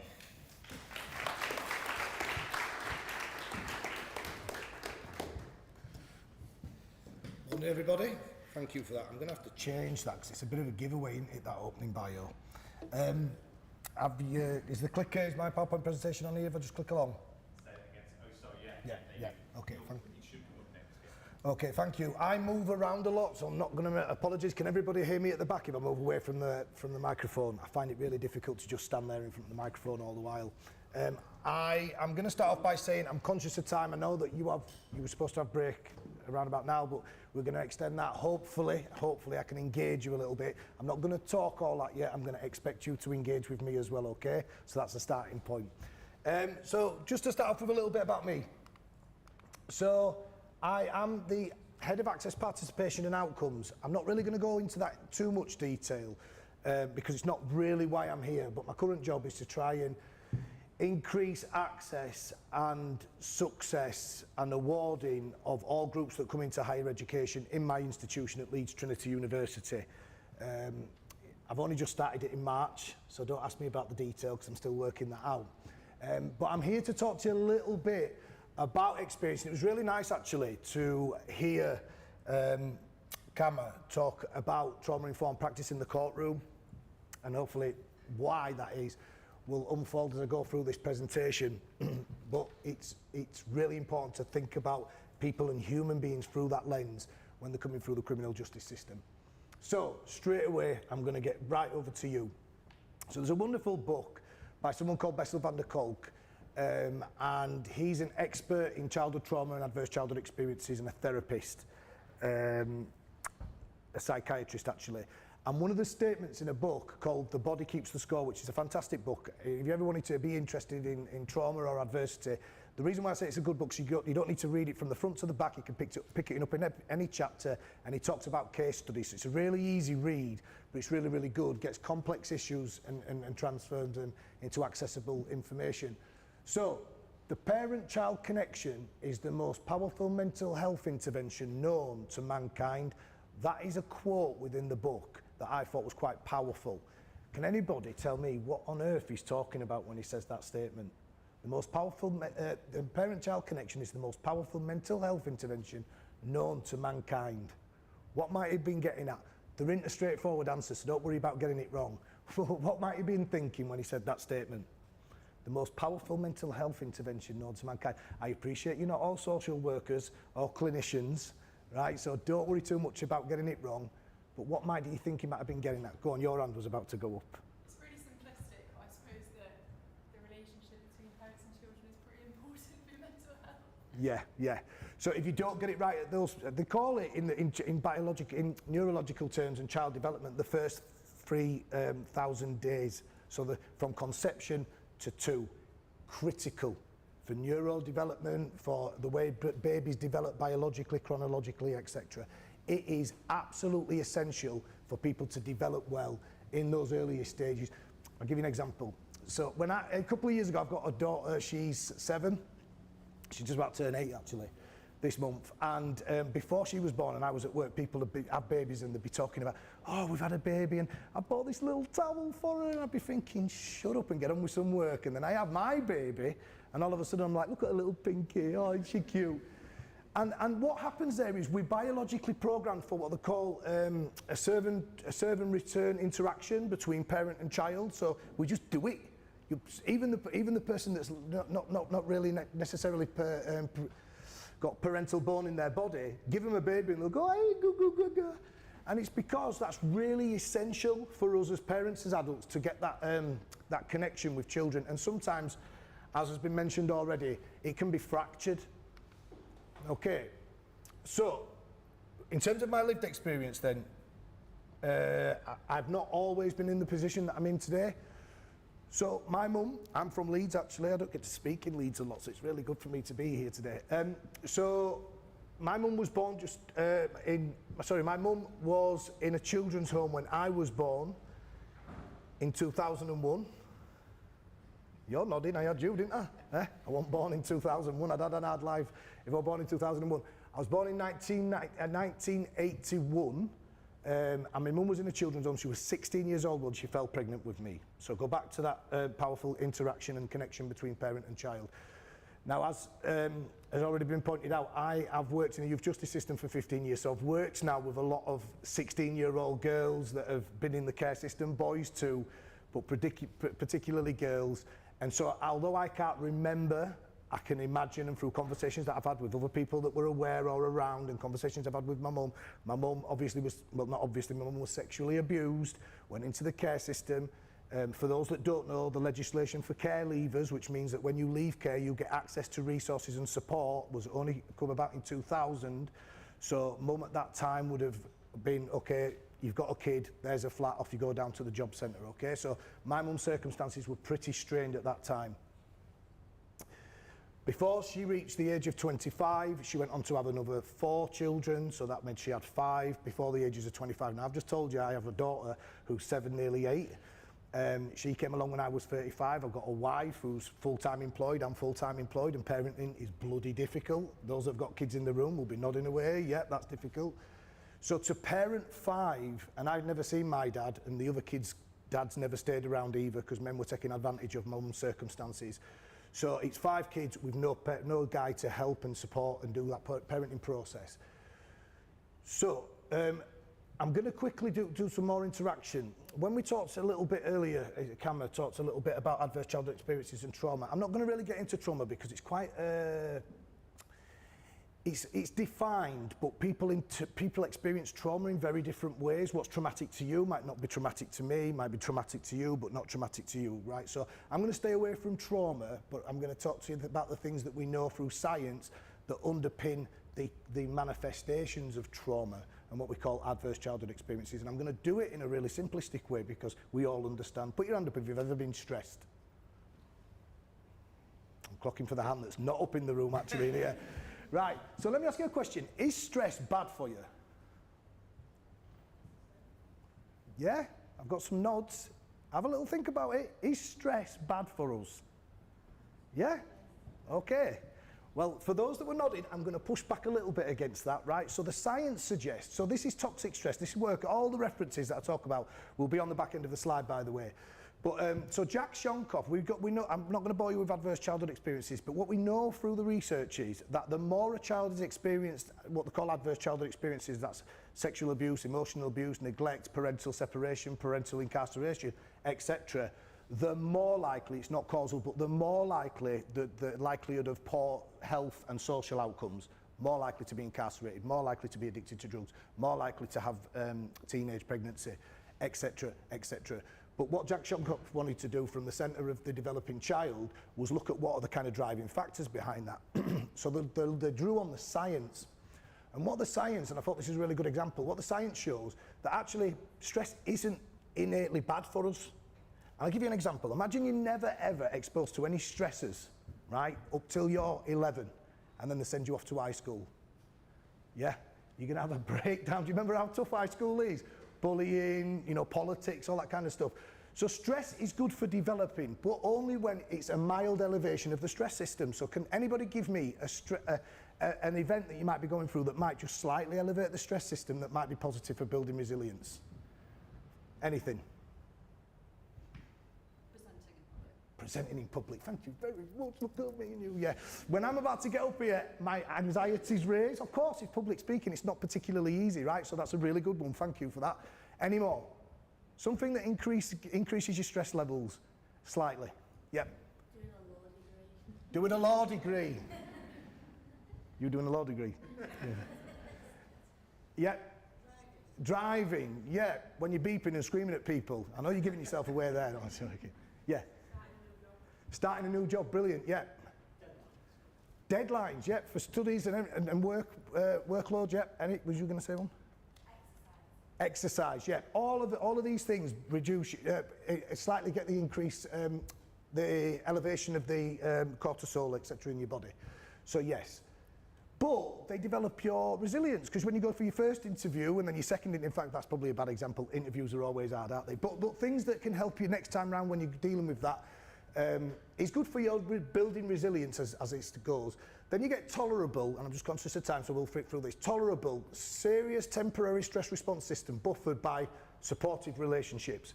Now, as the theory goes, it's not necessarily the event in and of itself that makes it toxic, which is the third stage, because if you've got supportive relationships around you, and this is where I love this research, because it starts to talk about connections, attachments and relationships. If you've got that support, and I'm going to talk to you about my book, we call this relational poverty. People understand economic poverty. If you go to people and you say, what does it mean to be living in economic poverty? They say, you ain't got no money. And if people have got a wealth, they'll say, well, people have got loads of money. But it's true with relational interactions for children as well. Parent-child connection, most powerful intervention known to mankind. Relational poverty is a lot of the children that you'll be experiencing, like me.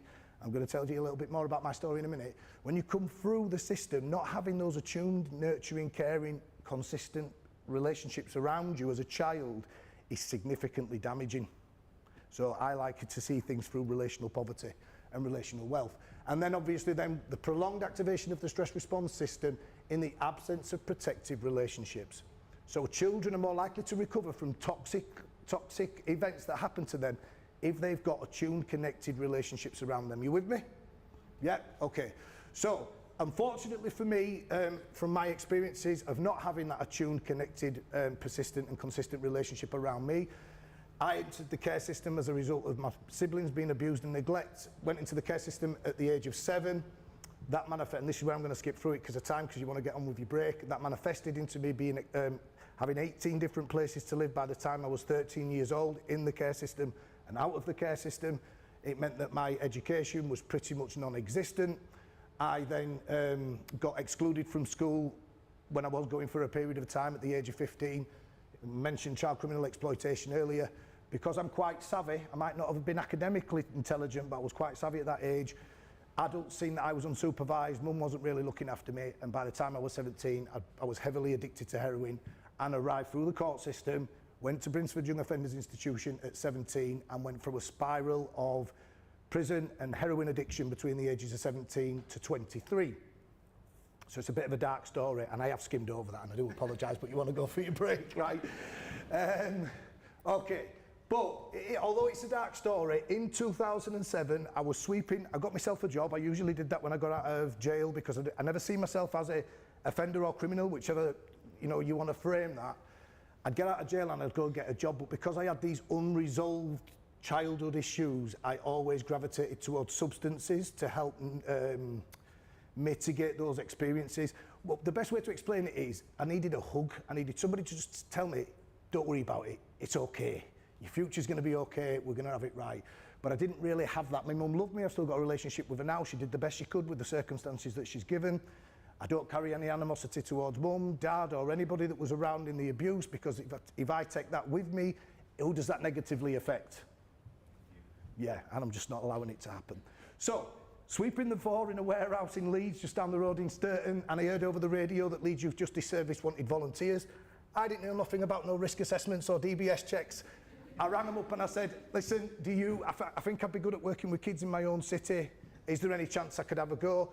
Fortunate for me, I came across somebody who was willing to give me a chance. I've worked in the youth justice system for 15 years. I've wrote 3 books, as you can see up there. And I'm doing a bloody PhD. So studying, but not quite law, but it's a criminology PhD.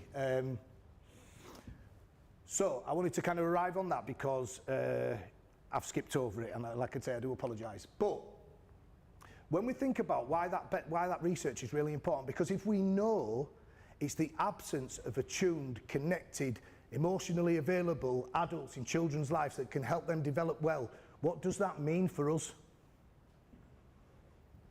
What does it mean for us? People that come into contact with these, and I don't care whether you work in the court system, youth justice, probation, police, I'm not interested. What does it mean for us that come into contact with those children? Come on, be brave. It's really simple. Yes? Every intervention, every interaction is an intervention. It doesn't matter how small it is. If you come into contact with that person and you can develop a relationship with that person as they're going through what I would argue, and one of the things that hasn't been touched on today, is the process of social marginalisation and inequality and social exclusion, because that is a bedrock of the criminal justice system. Believe me when I say that to you. So we might turn up, and I've done youth justice system for 15 years, we might turn up thinking we want the best for people and we are really good and we're really honest and we're putting 50 hours a week, sometimes 60 hours a week into our work. But trust me, from the perspective of people that come into the system, it's not just, it's not fair, it's not equal. So when the previous speaker was up, I forget her name, sorry, was talking about victims or witnesses, and that's the way the criminal justice system works. Trust me, I know it intimately. But when I racked up to the court and I was a 17-year-old boy addicted to heroin, yes, I was a perpetrator. I got done for selling heroin because I was groomed by adults. But was I a victim as well? I'm telling you, I was a victim. We used words like proportionality and dosage when we convict someone. And rightly so, I was convicted of selling drugs because I was selling drugs. But sometimes those words can be quite binary. It's true, you can be two things in the same space. I was a perpetrator, I was a criminal, I was an offender, but I was also a victim throughout my entire life, actually, from birth. So, I'm really quickly going to flick through this, but it goes into more detail in my book. So when we talk about trauma-informed practice, if you look at the definition from SAMSHA, I can never remember the acronym, Substance Abuse Mental Health Administration Services. Well done, yeah, well done. SAMSHA define it as safety, trustworthy, choice, collaboration, empowerment and cultural consideration. That's the one that interests me because I don't think we're very culturally considerate with people that come into the criminal justice system. She mentioned the chair being thrown around, didn't she? I think sometimes that's because you're so triggered by the system, just lose control, dysregulate. That's a trauma response. So when we talk about trust, I don't believe we should ever assume because we're good, because we're kind, because we work bloody hard, and most of us do work bloody hard, and the system will, you know, kind of take a lot from you. But you should never assume that you can gain trust from someone that's experienced social marginalisation, social exclusion, and a kind of victim of inequality. So through my practice, I wanted to share how I've manifested a practice model of obtaining that trust from my lived experience and my practice experience and my research. Because it's no good me saying, if you go out and get yourself done for a couple of twocks, get locked up a bit, you can go work with young people that get, yeah. Oh, 5 minutes, yeah, sorry. So I won't go into too much detail, but the presence, in terms of the principles for the model that I follow, presence is the ability to get a whole gas tilt in one picture. When I'm looking at that person and they're coming through the system, what do they see? Are they a black person that sees a white person when they've experienced inequality and social marginalisation and racism in this country? Because if that's what they see, I need to be aware of that. If they've been a care leaver, I've got my badge over there. If they see a care leaver and I've got my badge on and they look at my badge and they see just some jumped up social worker, I need to be aware of that. So presence is not reflective practice, it's thinking about the whole dynamic. What does the person see when they're looking at me? The attunement then is like tuning a radio station in. It's being able to, once I recognise that, how do I mitigate that through my relational experience? How do I address that? What are the things that I might ask questions? How might I work with that individual to be able to get them to believe that even though you see this, I can be something else for you, you know, right? And then the connection is just really quickly, in the youth justice system, they use the word engagement all the time. Engagement is a word that comes from privilege and power, authority. I'm saying something, you're not engaging. Now, what I've said in people in youth justice when we're dealing with traumatised children is do this. Change the word engagement to connection. So instead of someone coming into the office and saying, we're not that kid, I've knocked on the kid's door and they're not engaging, you switch it and you say, I've just knocked on that kid's door and we're not connecting. What's just happened just as I've changed that word? What's just happened? Yeah. Because relationships serve and return, they're reciprocal. You've got some responsibility about that engagement too, right? I work in higher education now, they use the word there, it kind of gets my goat a little bit, they're not engaging. Well, maybe your style's not engaging, how about that? All right, so presence, attunement, connection, if you follow those things, I promise you, you're not always entitled to it, You follow those key principles, you're more likely to develop trusting relationships in your practice. Now you're going to go get your break. But I want to say thank you for listening to me and have a good day. I'm not around, I'm not able to stay around, yeah, but I hope you have a great day. Thank you, Andy. Thank you. Cheers. Thank you so much, Andy. Unfortunately, as Andy says, he won't be able to stay with us for the panel later. He's got some other work to get on with today, changing the world, I think. But he has got a PhD to attend to as well. We're really grateful for his time and coming and giving a different perspective on the day. Any questions that you do have for Andy, please. There are posters around the room with QR codes on. Please scan those and ask away on Slido. It seems, even for me, it's easy enough to do, so hopefully you'll manage to do that. We have already heard from a great lineup this morning, and I'm looking forward to hearing from Dr. Katie Maris and Ed Moore this afternoon, after the break, we also have a panel discussion which will be slightly shorter than Build, so that you can have plenty of coffee and snacks. We will break now and come back. In your packs it says that we will be back at 11, but we'll change that to 11:20, so those people remotely as well. We will be back at 11:20. Enjoy the break, and we'll see you soon.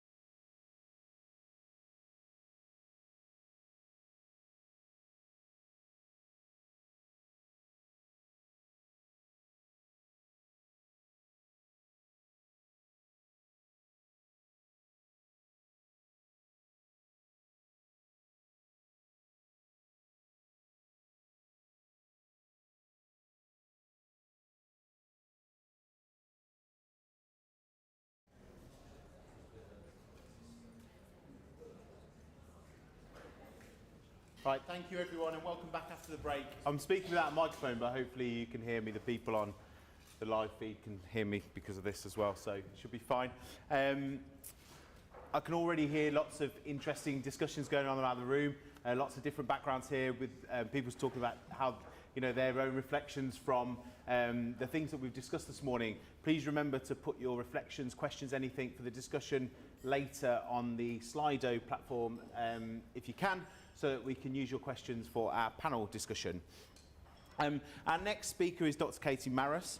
Katie is Deputy Director of the Centre of Applied Autism Research at the University of Bath, so she had a bit of a journey up last night. Katie's work has two main strands, autism and forensic psychology, and the intersection between both of these things. One area of her research examines how autistic people fare when they are interviewed by the police as a witness or a suspect. I've been involved in some of the discussions around what that research is going to look like. And Communicourt is currently on the advisory panel for Katie's current ESRC-funded research project, measuring special measures, supporting access to justice for autistic people. So, ladies and gentlemen, Katie Maris, thank you.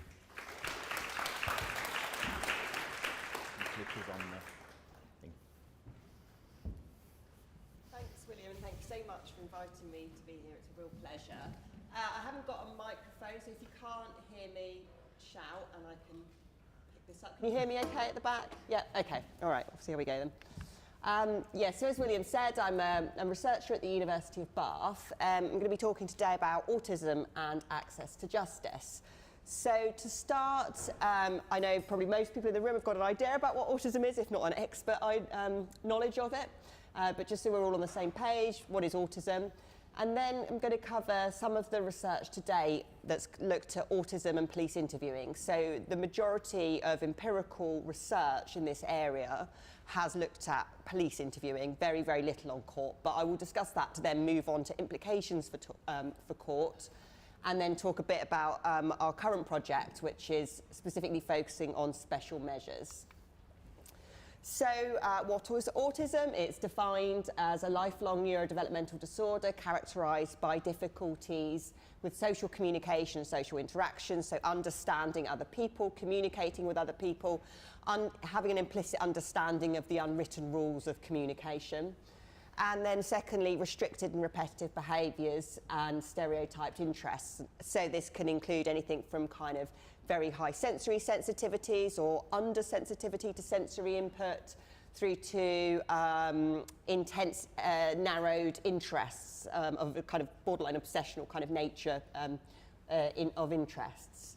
So we think around 1% of the population are autistic, but there does seem to be overrepresentation of autistic people in the criminal justice system.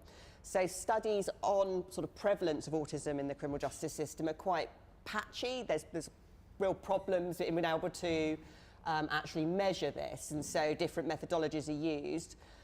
The sort of general pattern of findings suggests somewhere 7% or higher of autistic criminal justice system people that go through the criminal justice system are autistic, but that can range right up to kind of in the 40% when you look at different cohorts of that.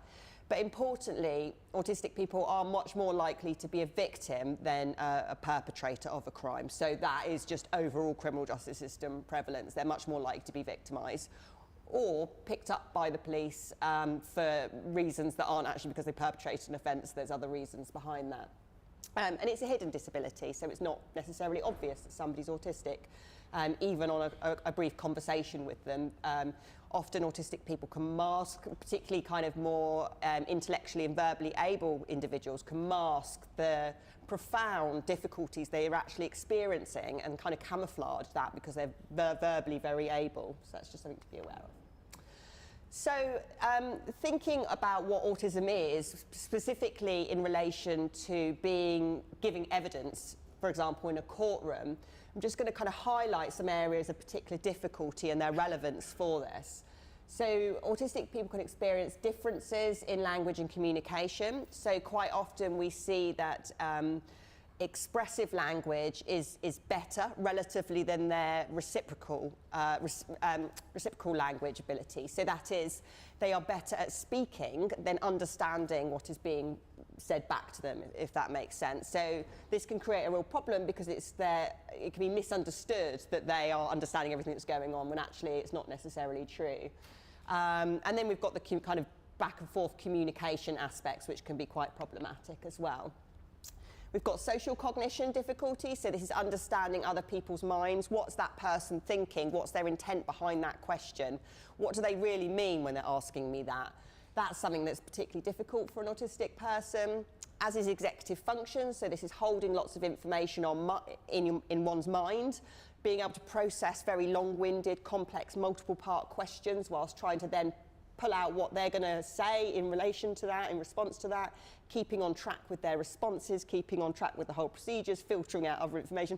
This is all executive functioning stuff, and this is another area of difficulty.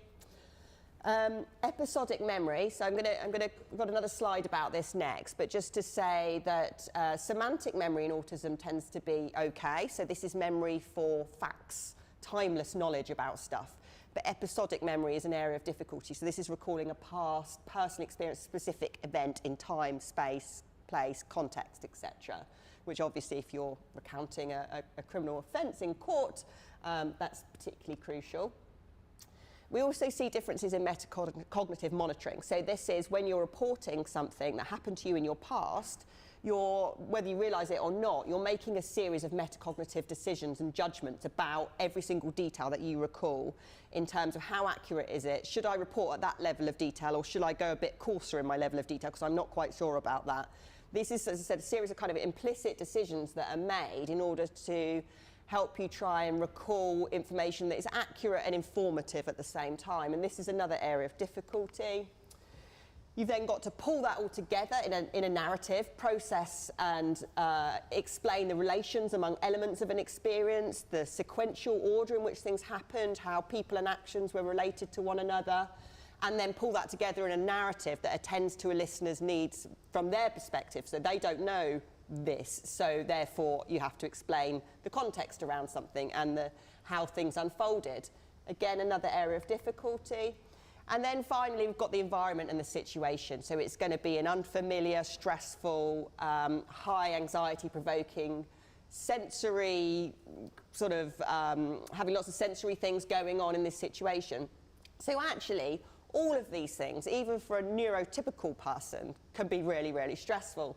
But for an autistic person in particular, they can lead to really, really high levels of stress, which in turn, obviously not being good for the individual, it's also bad for their ability to be able to provide their best evidence.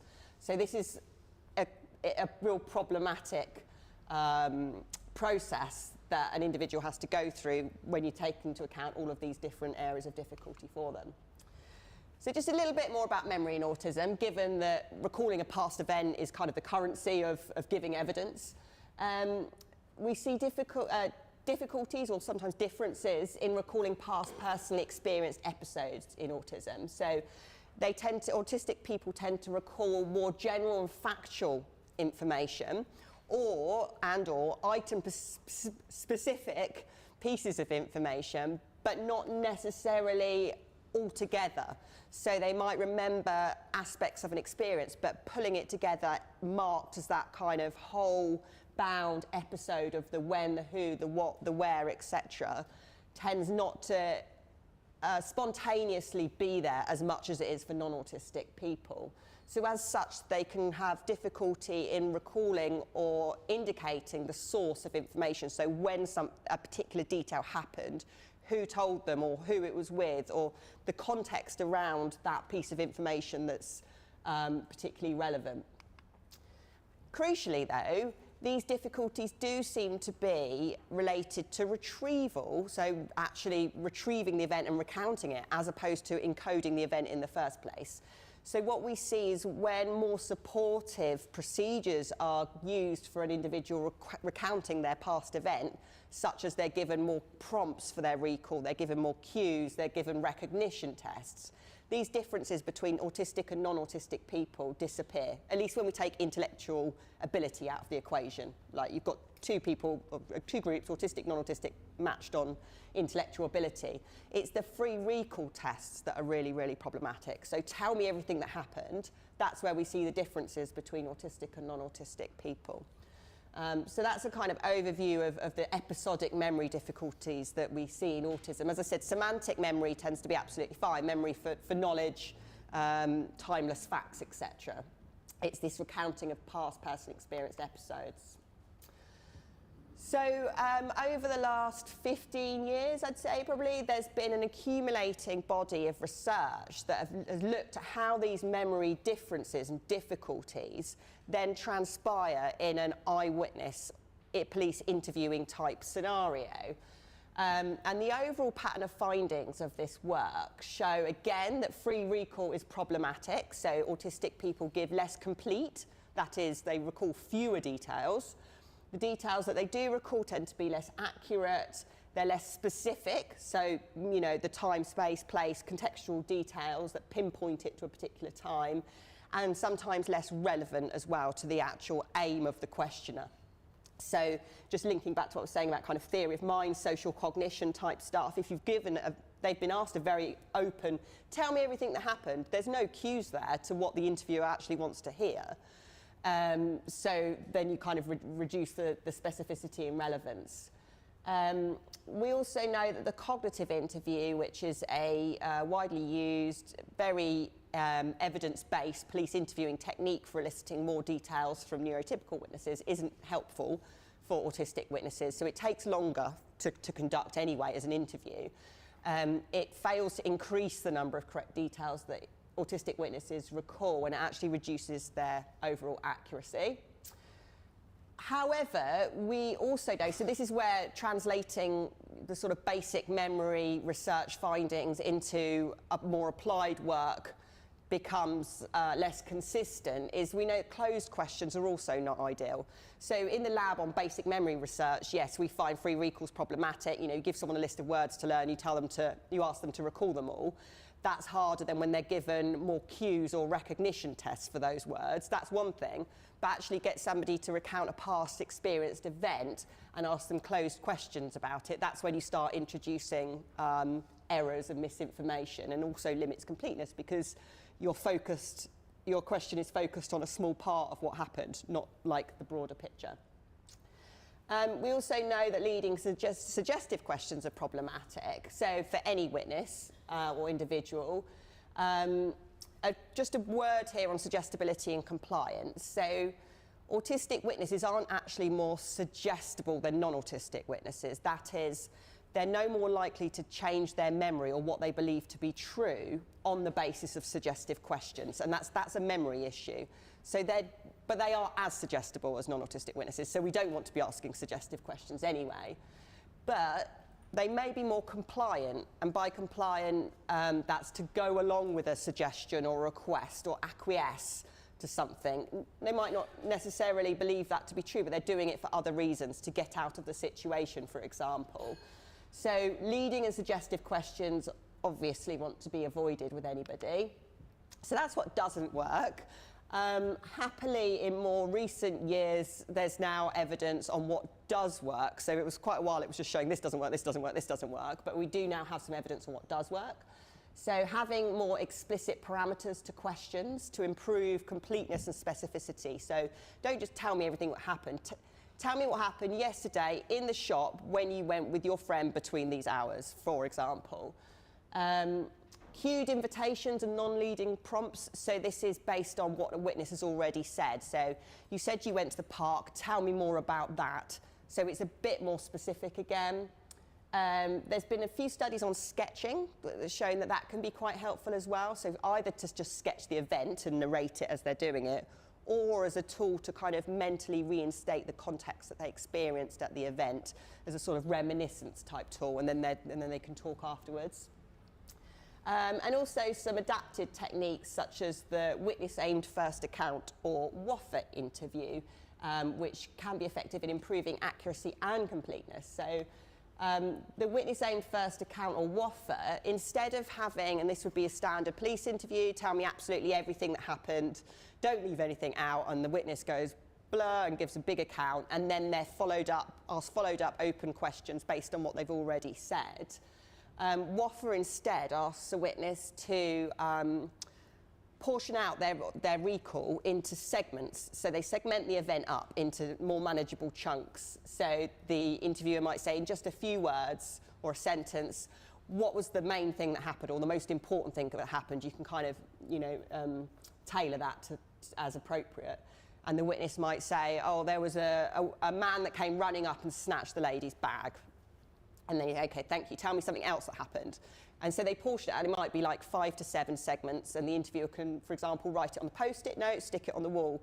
So it's a visual thing, it's been segmented up, you've got the whole event there on the main components of it, and then that can be visited each of those segments in turn, so they're then asked to give an exhaustive free recall, but within the parameters of those segments. So you're reducing executive functions, you're reducing a burden, you're reducing the burden on social cognition.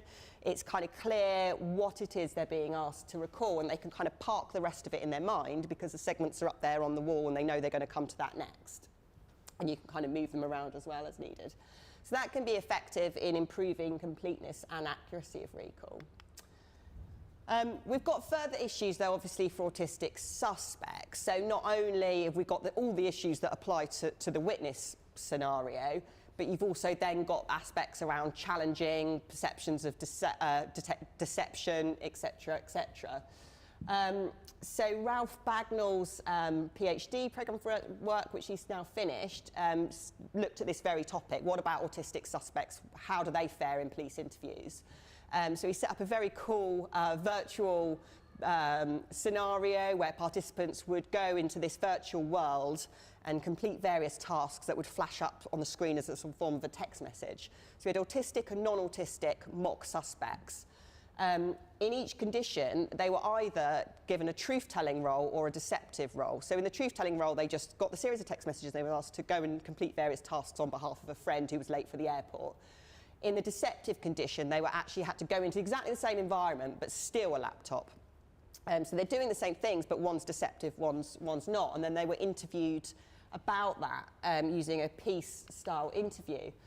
And we found that truth-telling autistic mock suspects reported fewer extricating details that would support their innocence than non-autistic mock suspects. That is, there was some elements or items of information that would easily show that they were innocent, they didn't do it, but they weren't thinking to actually report them under a peace interview. This is compared to non-autistic witnesses. And both the truth-telling and the deceptive autistic mock suspects were more nervous during the interviews. They found the questions more difficult to answer, and they felt less supported compared to non-autistic witnesses. So this is another study that Ralph's done where he actually has looked at real-life police interview transcripts. And I think this is just, I just wanted to show this because I think it's quite a nice example of showing how the literal, very literal answering of questions can impact their responses and also their credibility as a suspect or defendant. So the interviewer asks, tell me about these torches, a very open question, quite commonly used, that sort of question, and actually kind of the gold standard, tell me, explain, describe. And the suspect answers, they're for lighting up dark areas. So you can see how that might be perceived as, you know, not in the way it was intended. So we've got these kind of misleading cues to credibility that autistic people will quite often display that are particularly heightened under these sorts of interview scenarios. We've got non-verbal indicators like avoiding eye contact, fidgeting, seeming nervous and having closed body language, all of which autistic people can quite often do, but particularly under this sort of high anxiety-provoking scenario. We've got paraverbal cues, so pauses and hesitation, having an unusual tone of voice, effectiveness or inauthentic speech, and appearing to lack confidence in what they're saying. And verbal cues such as very literal answers to questions, as we just saw, shorter or less detailed accounts, which we also quite often see, omitting crime-relevant information, and accounts that are inconsistent with the evidence. So all of these things can occur unless a kind of more supportive, tailored approach is taken. Additionally, though, so we do know that these cues to credibility are taken by lay observers. In neurotypical and autistic people, they're taken as indicators of someone not being very credible or lying. But we also know that if an individual is autistic and they disclose that they're autistic, all of these things vastly improve in the eye of the beholder. So they're rated as much more credible if you know that that person is autistic, because that becomes an explanation for those differences, and it's not because they're lying. So that's a kind of whistle-stop tour of a sort of summary of the main evidence today on autism and police interviewing. In court, obviously, we've got a bunch more issues still, so we've got long delay since the event, perceived high status and authority of the whole legal team and everybody in the courtroom, unfamiliar legal procedures and legal jargon, as we touched upon earlier, and in contrast to police interviews, little prohibition on questioning style. So, you know, leading suggestive questions are the norm, along with long-winded, multiple-part, complex questions, and techniques that they're aimed to undermine the credibility of a witness.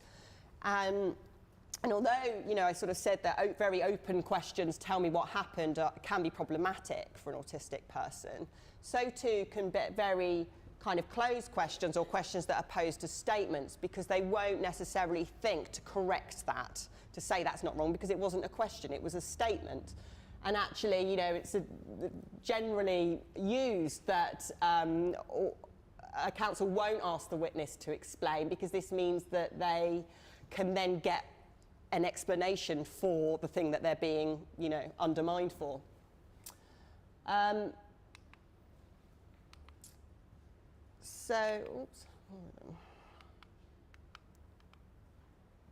There's very little evidence on autism in the courtroom at the moment. There's a few kind of more like survey type studies in different countries.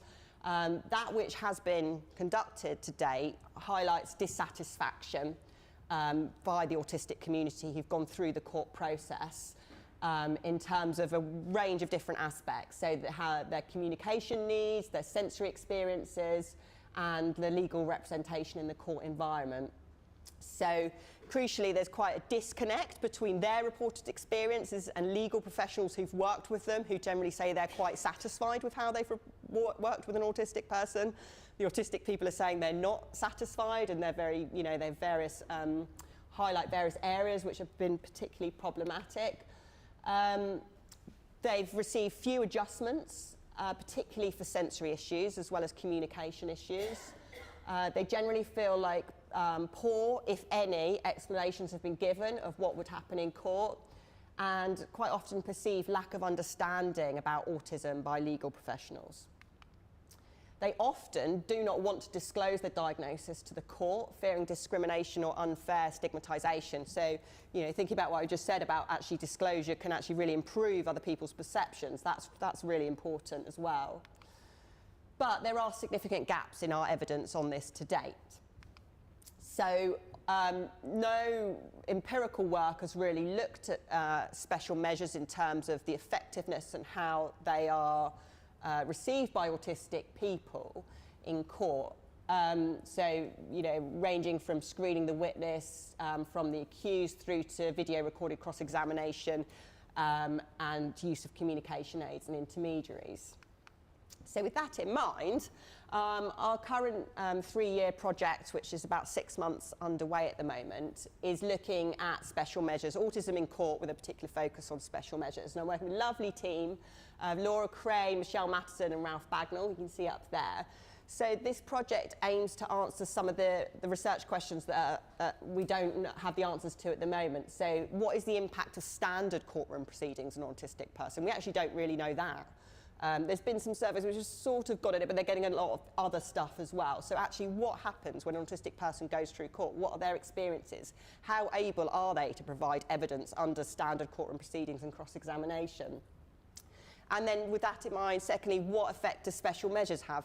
How much do they improve it? What aspects are particularly beneficial? What aspects may be less so? Are further measures needed? What is the effect of special measures or without special measures on the individual's perception, how other people perceive the individual in terms of their credibility? What are the barriers and enablers to effective provision of special measures? And then finally, the implications of this. So we want to really use findings to train and develop guidance and best practice and ways forward. So we don't just want to kind of end there. It's actually what are the next steps now based on these findings. So we've got 3 work packages. The first work package is looking at more qualitatively, looking at lived experiences. So we've got currently surveys, interviews and focus groups with autistic community members who've gone through the criminal justice system, the court system, and also legal professionals who've worked with them. So that's surveying and interviewing them on their experiences. And then we're also going to do a walkthrough in the study after that. So actually setting up a courtroom with a jury and a judge and counsel and getting them to recount a past event that we'll also set up, and then reporting on their experiences as they're going through it. And afterwards, half of them are going to receive special measures, half of them aren't. We've then got an experimental stream where we're kind of doing more en masse in numbers to actually look at the effect of cross-examination on the accuracy and completeness, etc., of what they recall. And we'll pick apart some special measures in that and look at the effect of those and look at juror perceptions. And then, as I said, developing training and guidance and evaluation at the end. So we're currently here. So we've done the surveys are out. We are in that phase, but we are desperately needing more respondents, particularly from the kind of legal side. This includes intermediaries, judges, barristers, solicitors, anybody who's worked in a kind of more of a professional capacity. Please, we really, really appreciate your support with this. So you can either take part in an online survey or drop us an email and we can arrange an interview over Teams, whatever you would prefer. We'd really, really appreciate that. Moving on from the stuff that's been done previously, this is focusing much more on the evidence giving, the process of going in, giving evidence, any adaptations that were given, any that weren't, what was helpful, what wasn't, all kind of aspects of that, thoughts on what would be needed going forward. So that's quite important to get this data now so that we can tailor the rest of our work based on these findings. So just some resources to finish, which I think some of them are in your pack anyway. And thank you very much for listening.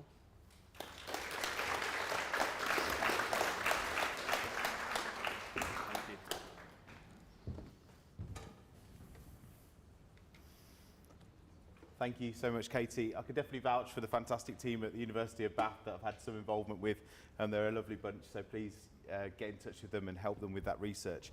Our next speaker is a PhD student at the School of Law in the University of Leeds, Edmore Masadenki. His project investigates the barriers defendants with mental health conditions or learning disabilities face when accessing the communication during court proceedings in England and Ireland. Edmore is also a former early stage researcher on the Disability Advocacy Research in Europe network. His academic interest in disability and law stems from his own experience of his life of life as a disabled person. Ladies and gentlemen, please welcome Edmore.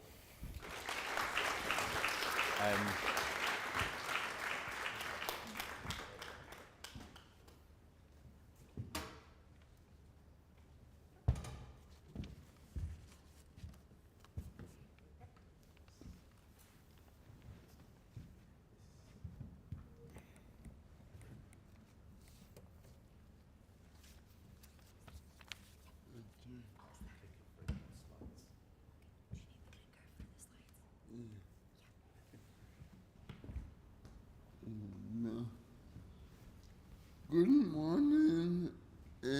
I'm a PhD student at the School of Law, University of Leeds. I did this project as part of the DAY program, which was sponsored by the European Commission, and my partners included research partners included the University of Portugal and Justice UK. They were part of my research partners. Today I'm going to share with you some of the research findings from my project. I'm going to tell you what former defendants with mental health conditions and learning disabilities told me about their experiences of going through court, and I'm going to give you some quotations. However, I've changed their names for privacy reasons, and I think Katie's presentation provided a good background for my research, because defendants with learning disabilities and mental health conditions face similar issues in the courtroom. So, with the background, as I said, when people with mental health conditions and learning disabilities go to court, they face barriers. These barriers include the language that is used in court, the court procedures, and the questioning style during the court process. It can also act as a barrier in similar ways as explained in the last presentation.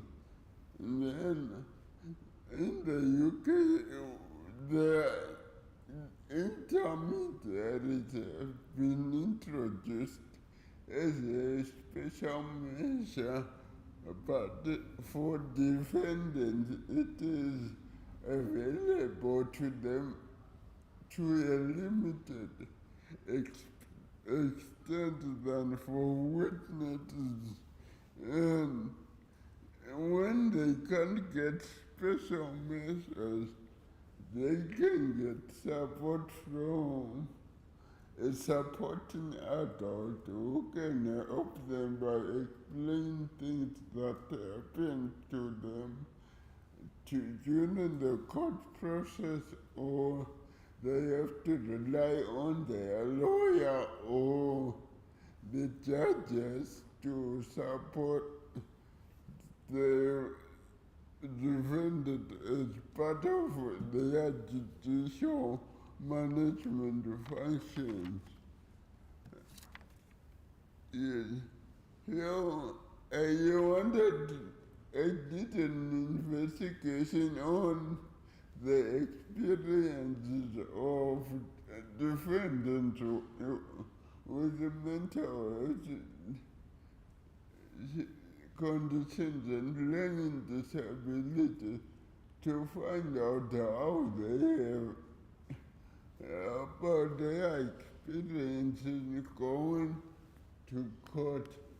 And I interviewed 2 people and had a focus group on with 7 people. Then I provided them the material for the interviews in easy-read format, and the focus group had 2 supporters from the organization, which the members of the focus group were from. They acted as co-facilitators during the interviews.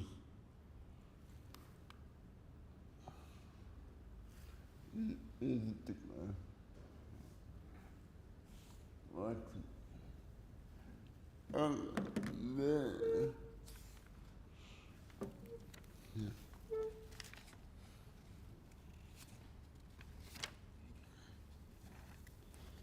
The participants included 7 men and 2 women. All of them were adults.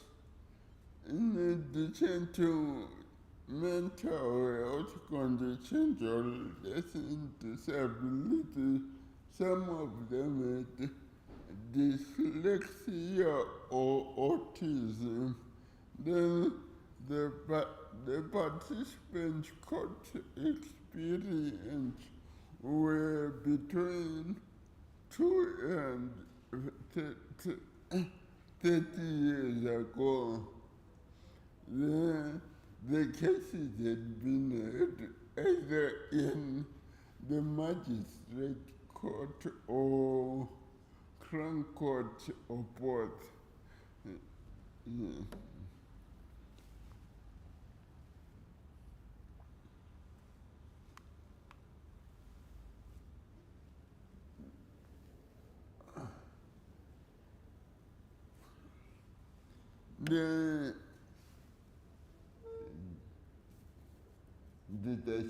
I think I could keep this.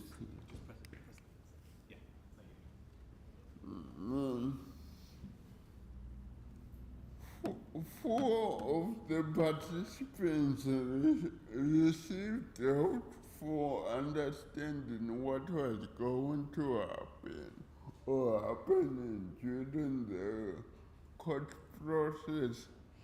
The support came from the solicitor, a support worker, a Queen's Counsel, or mental health nurse.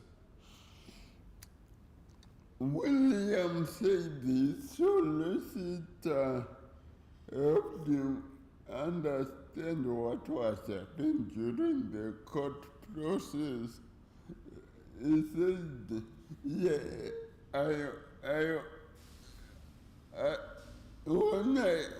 asked him if he had any help, he said yes.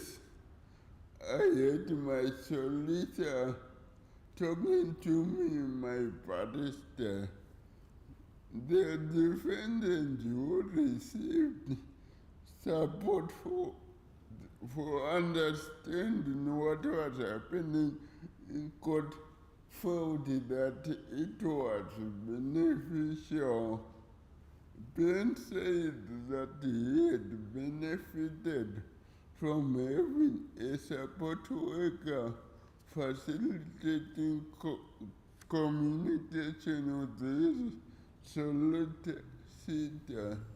The support worker would explain what the solicitor was saying in court in words that Ben could understand. In addition to communication support, some of the participants spoke of receiving emotional support from parents, family members, or service users who accompanied them to court and sat in the background. William said, I had my parents, I had a brother. My brother was there, so yeah, I had family in the background. Then Coco said my parents were in the background. Then Kate saying, one of the service users came to court and helped me on the day to be there with me, if someone familiar. So these are the people that provided my emotional support to some of the participants.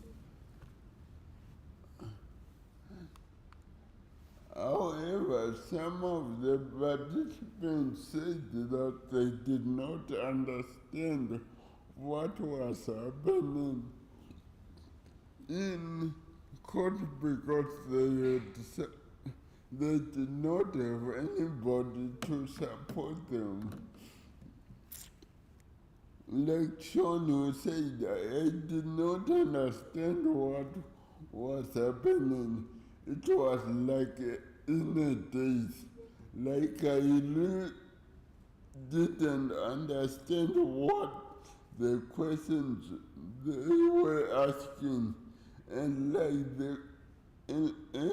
like what the court is like, I guess how to get in. I didn't understand like what the judge is saying or any questions that they were asking me. To be fair, it was just a mumbo jumbo.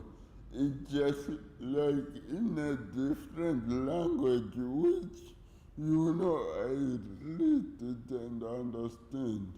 He struggled with the language of the court. He didn't understand the procedures, and it seems it was all he was a passive participant in court. And then Mark said, I was desperately trying to understand the conversations of the legal professional, but I did not understand. No, nothing was explained to me. So both Max and Sean had no support and nobody explained to them what was happening.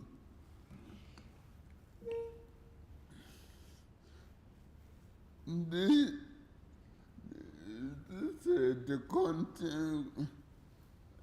consequences.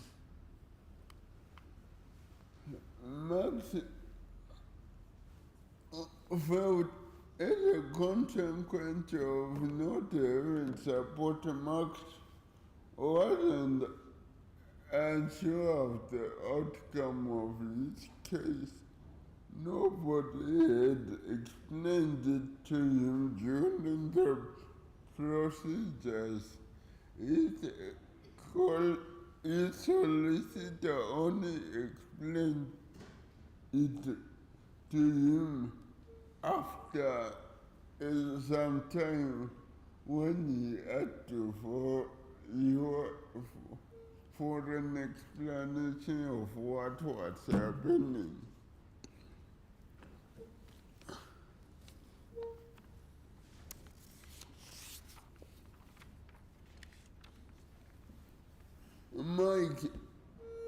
Mike and Jim believed that not having support affected the outcome of their cases. They believed that it had landed them in prison or resulted in them being given longer prison sentences. Mike said, I'm pretty sure that I didn't get any support, and there may be a couple of times I got flung into jail. Then Jim said, and in court I was never got help, and I wish I had it because it probably made me spend a long time in prison. Said there were a feeling of injustice associated with not having support.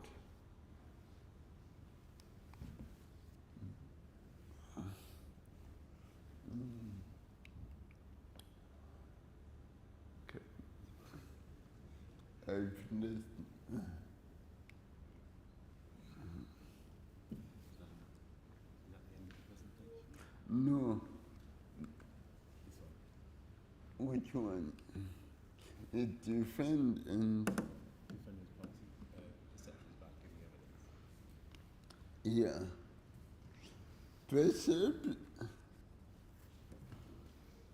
The participants reported mixed experiences in relation to giving evidence in court. Some say their lawyers discouraged them from giving evidence.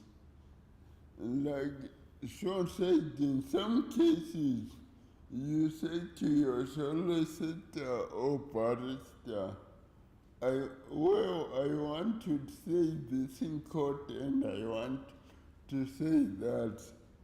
They just stand to you around and say, no, it's not really relevant.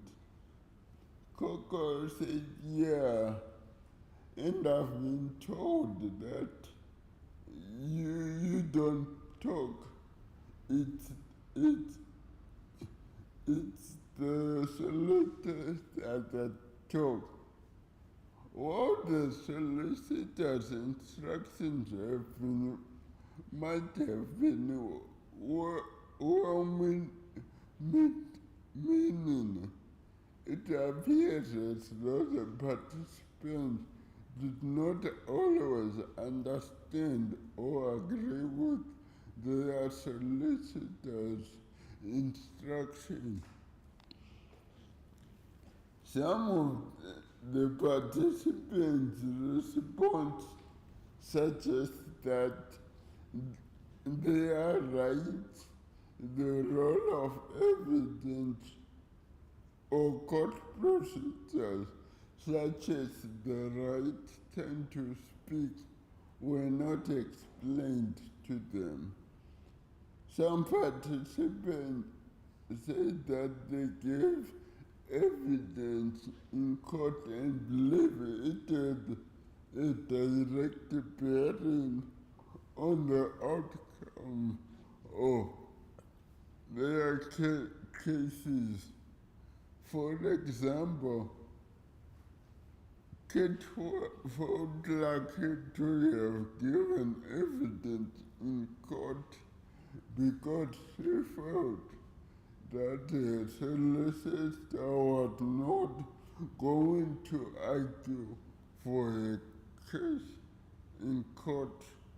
She felt the court understood the situation and ruled in her favor because she believed that what she said gave the court a sense of who she is. Yeah.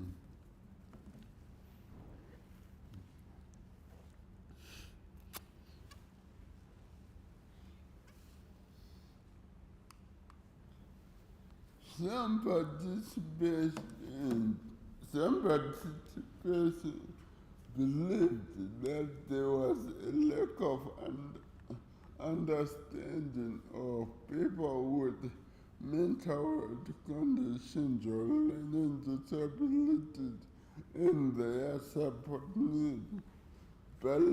Participants believed that this was one of the reasons why they did not get the support they needed.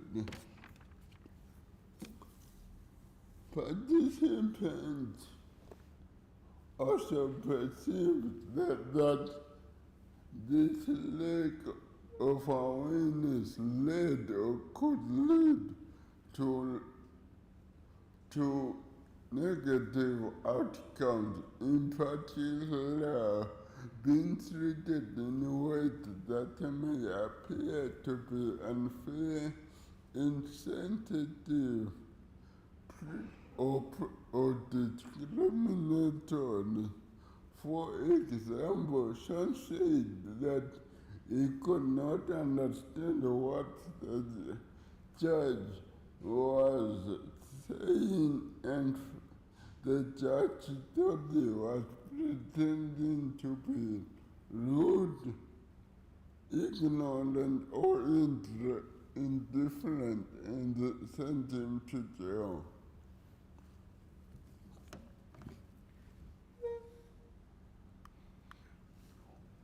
In conclusion, this study provides evidence for the benefits of providing defendants with mental health conditions or learning disability support for understanding what is happening in court.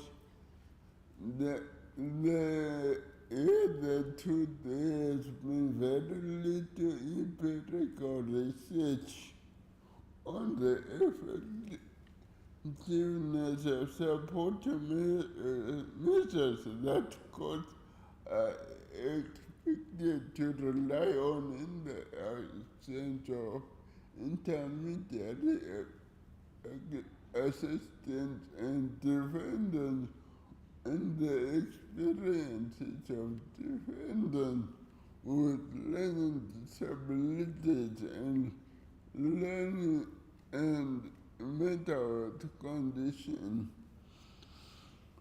The findings of this research suggest that those who received the support found it beneficial, while those who did not receive the support found it difficult to follow and understand what was happening during court proceedings.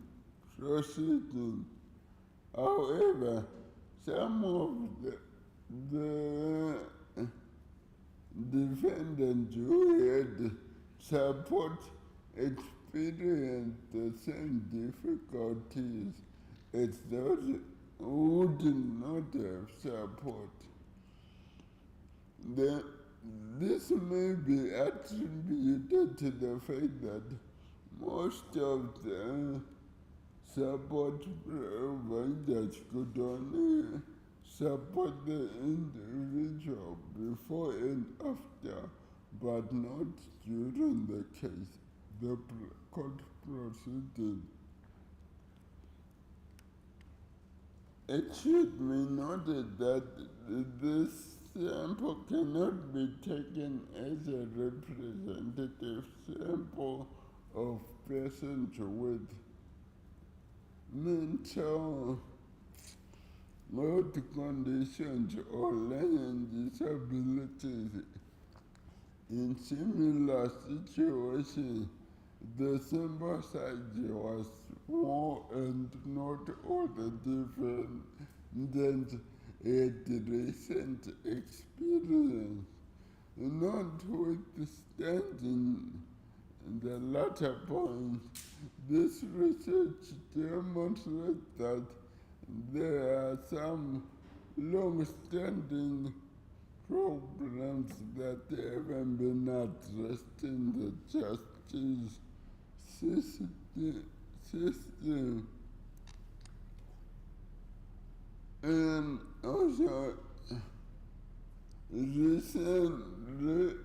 some recent studies have also highlighted similar issues that are highlighted in this research. This bears testimony to the relevance of this research in view of this research recognizes that there may be need to raise awareness of mental health conditions or learning disabilities and associated support needs among legal professionals, non-legal support providers, and court staff. Thank you.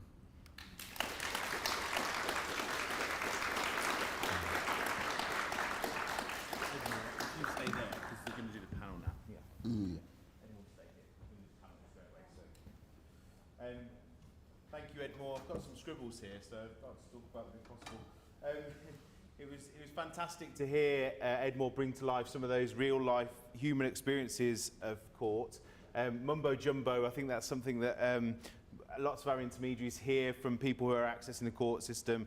It feels like they're speaking a different language. These are things that we're hearing all the time. So thank you, Edmore, for bringing that to life through some experience of people.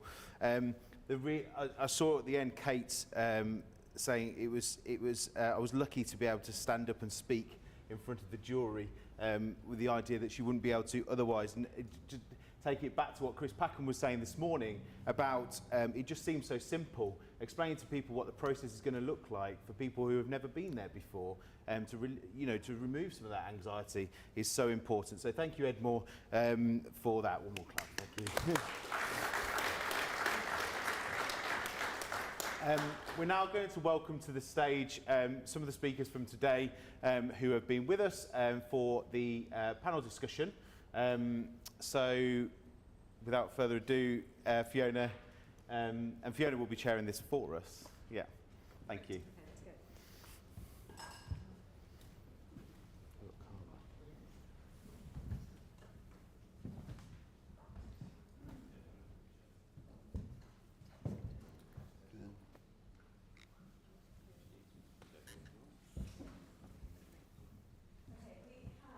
I think we're going to do our best to project voices, so I'm hoping that you will put your hand up if we are not being clear. We've all got microphones on, so for those of you listening from home or workplace or elsewhere, hopefully you will have no difficulty in hearing us. Certainly that's, I think we're getting thumbs up from various people throughout the day on that basis.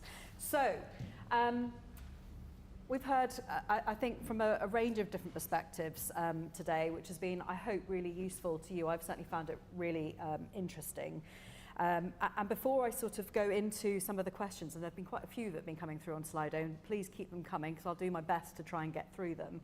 I thought I would just try and start and ask a question of each of our members of the panel with my old hat on. So we had hoped that my successor from the MOJ, the Director of Access to Justice Policy, might have been able to be here, and for very good reasons, I know she hasn't been able to. But I'm going to ask the panel what they would have liked to have heard from an MOJ representative, and indeed what they would want to say to an MOJ representative if they had been here. So briefly, I'll start perhaps, Karma, with you, and I'll move down the row. Well, it won't come as a surprise that probably the first thing I'll talk about is funding and our underfunded criminal justice system. The Bar have been saying that, as have many other people working within it for decades, but it's really, really coming home to roost now. I was describing before that I have trials through to 2025. That is in part because of the closure of courtrooms, the underfunding in terms of appointing judges, and the fact that we are finally in the position which we always knew that we would be, where we no longer have enough criminal barristers to service the work, and trials are routinely adjourned now because there is no prosecution barrister available to do that. So that's the first thing. I think that the need then for Section 28, in fact, would be significantly reduced, because actually, if you asked most victims or witnesses, they would just want their trial quicker rather than to give evidence months before the trial. So that would be the first thing. It sounds like a very small thing, but the availability of conference rooms within the court building has a really knock-on effect in terms of delays. They're always locked. It doesn't matter how many times I go around with security and get them reopened. They end up locked again. So you when you're dealing with vulnerable people, you don't often and can't find a space to have a quiet consultation with them, and you're supposed to be building trust and developing relationships, and you end up having to discuss traumatic events in corridors and on stairwells, and it's entirely inappropriate. I'd like to see the demarcation between registered intermediaries and non-registered intermediaries gone. I don't understand the need for that whatsoever. And I better stop now because you want time for other questions. Well, it's a nice segue because you've mentioned intermediaries, and William, you're next. So. Yeah, I think we need to start thinking about what the outcomes look like, and start to try to monitor that. I think our conversations that we're having, there's a move towards that, and I think that's important. There's an awareness problem with intermediary use. We're aware of massive discrepancies. I mean, the reason we've selected Leeds is because it's in the north of the country. One of the reasons that is because there is a big justice gap in our opinion, and our data suggests, for example, you're 3.5 times more likely to have an intermediary in a referral to be made in a criminal trial in London than you are in Newcastle or in the northeast. So there is clearly an awareness problem in different areas of the country. I think that needs addressing, and yeah, that's Thank you. some Katie. thinking points.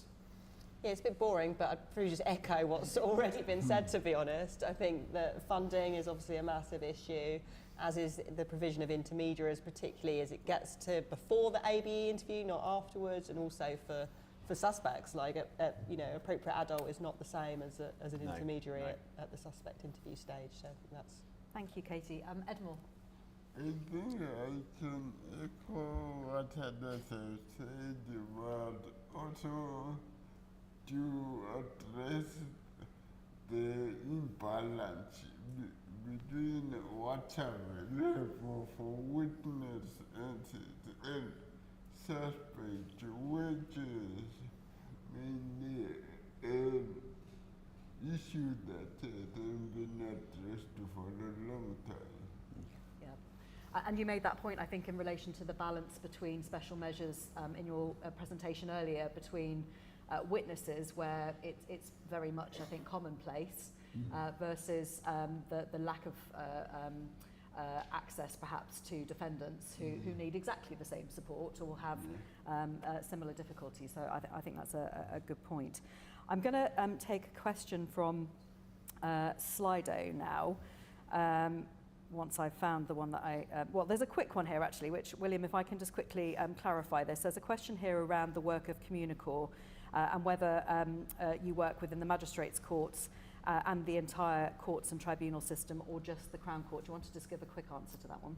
Yeah, so we're what used to be called a non-registered intermediary, which we've never understood, but we're now a managed and approved service provider on the HMCTS approved intermediary service framework, which means we work in all criminal courts with defendants, and we work across the family courts, civil courts and tribunals as well. However, the awareness, the referral levels are really low because of the awareness piece too. And I think, I know he's not here, but His Honour Judge Clark also mentioned the need to think more broadly around the civil and the tribunal courts, and the tribunals, the civil courts and the tribunals. And when one thinks about the sorts of vulnerability that sits in tribunals, whether it's in mental health, whether it's in asylum, whether it's in special educational needs, I mean, it couldn't be more obvious, perhaps, in relation to those tribunals. And I just thought, perhaps, Katie, in relation to your research, have you come across, have you found it easy to access examples outside of the criminal justice system? Yeah, most of the work is in the criminal, limited work as it is, but that which exists. There's a couple of studies looking in the family, experiences in the family courts, and I feel like we opened a whole can of worms when we started this project. So we said we're not just going to do criminal courts for the first study, like tribunals and everything. So actually that was kind of quite a big familiarisation process with understanding how that works and the provision of special measures. Obviously, as you say, like different issues are involved in different courts and different types of trials. So if you've got a family case, for example, issues of credibility of systems and whether that person can have custody of that child is, so.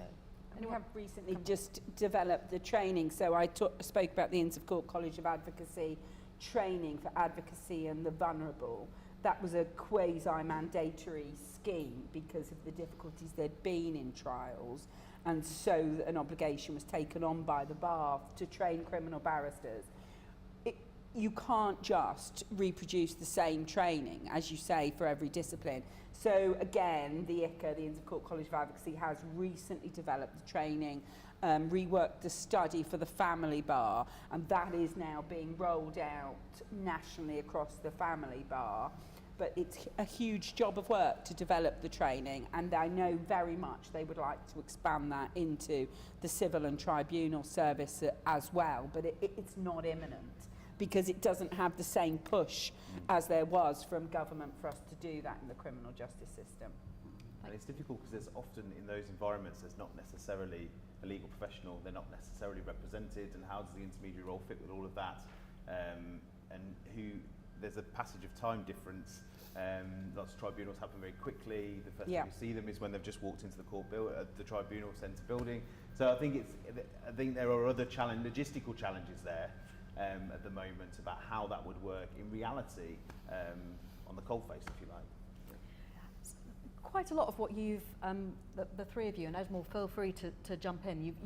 What you've talked about actually doesn't necessarily require funding. It requires thinking a bit differently about how the current processes work. I wonder if you wanted to give a message to those of us that are here today to go out and spread the word. What would you do? What would you want us to say in order to raise that awareness and find ways which doesn't require millions of pounds to make a difference? Because I suspect there are. I mean, we've heard some of them already from you, but Edmund, do you want to have a think about that first? Okay, so in another project, another aspect of my project, I was talking to intermediaries about their experiences, and I think some of them told me that they had been to tribunals after the introduction of the court appointment appointed court intermediaries, and they said the judges in tribunals and were more receptive of intermediaries. During the ground rules, they engaged more than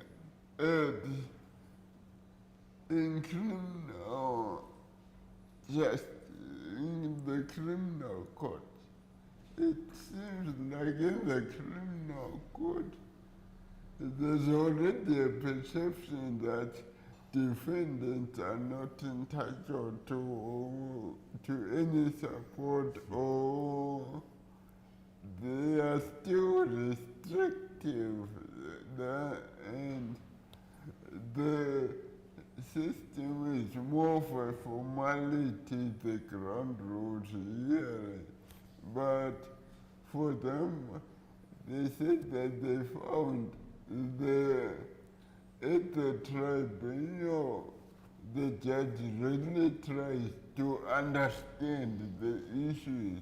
So I think there's an opportunity there for, if more people could have awareness that support is available for vulnerable witnesses, defendants in those proceedings, and start using them.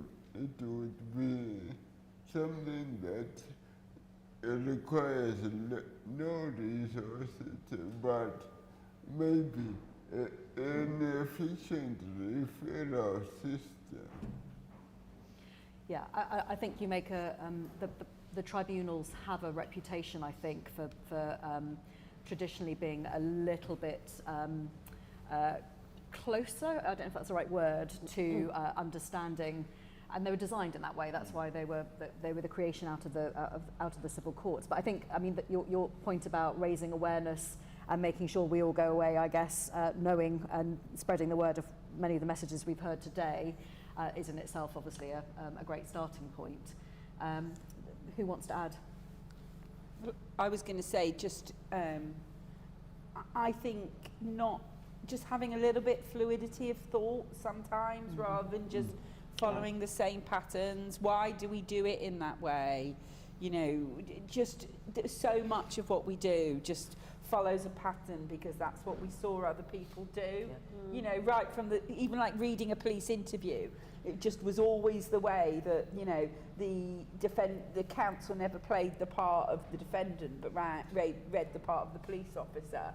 But why do we do it that way? Isn't it not better to control the answers and pause and focus on significant things? So just having a bit of independence of thought of why do we do it like that? Is there a different way that I could do it? And starting with asking the defendant or the witness what their concerns are, rather than coming at it the other way and saying, these are our list of solutions, how do I force you into one of them? Just asking the questions, not making assumptions. What is it that bothers you? You know, if there's something that you wake up worried about, what is it? It can often be really small things, you know, coming across people, bumping into them at bus stops or whatever. And there's really small things we can do to shift that.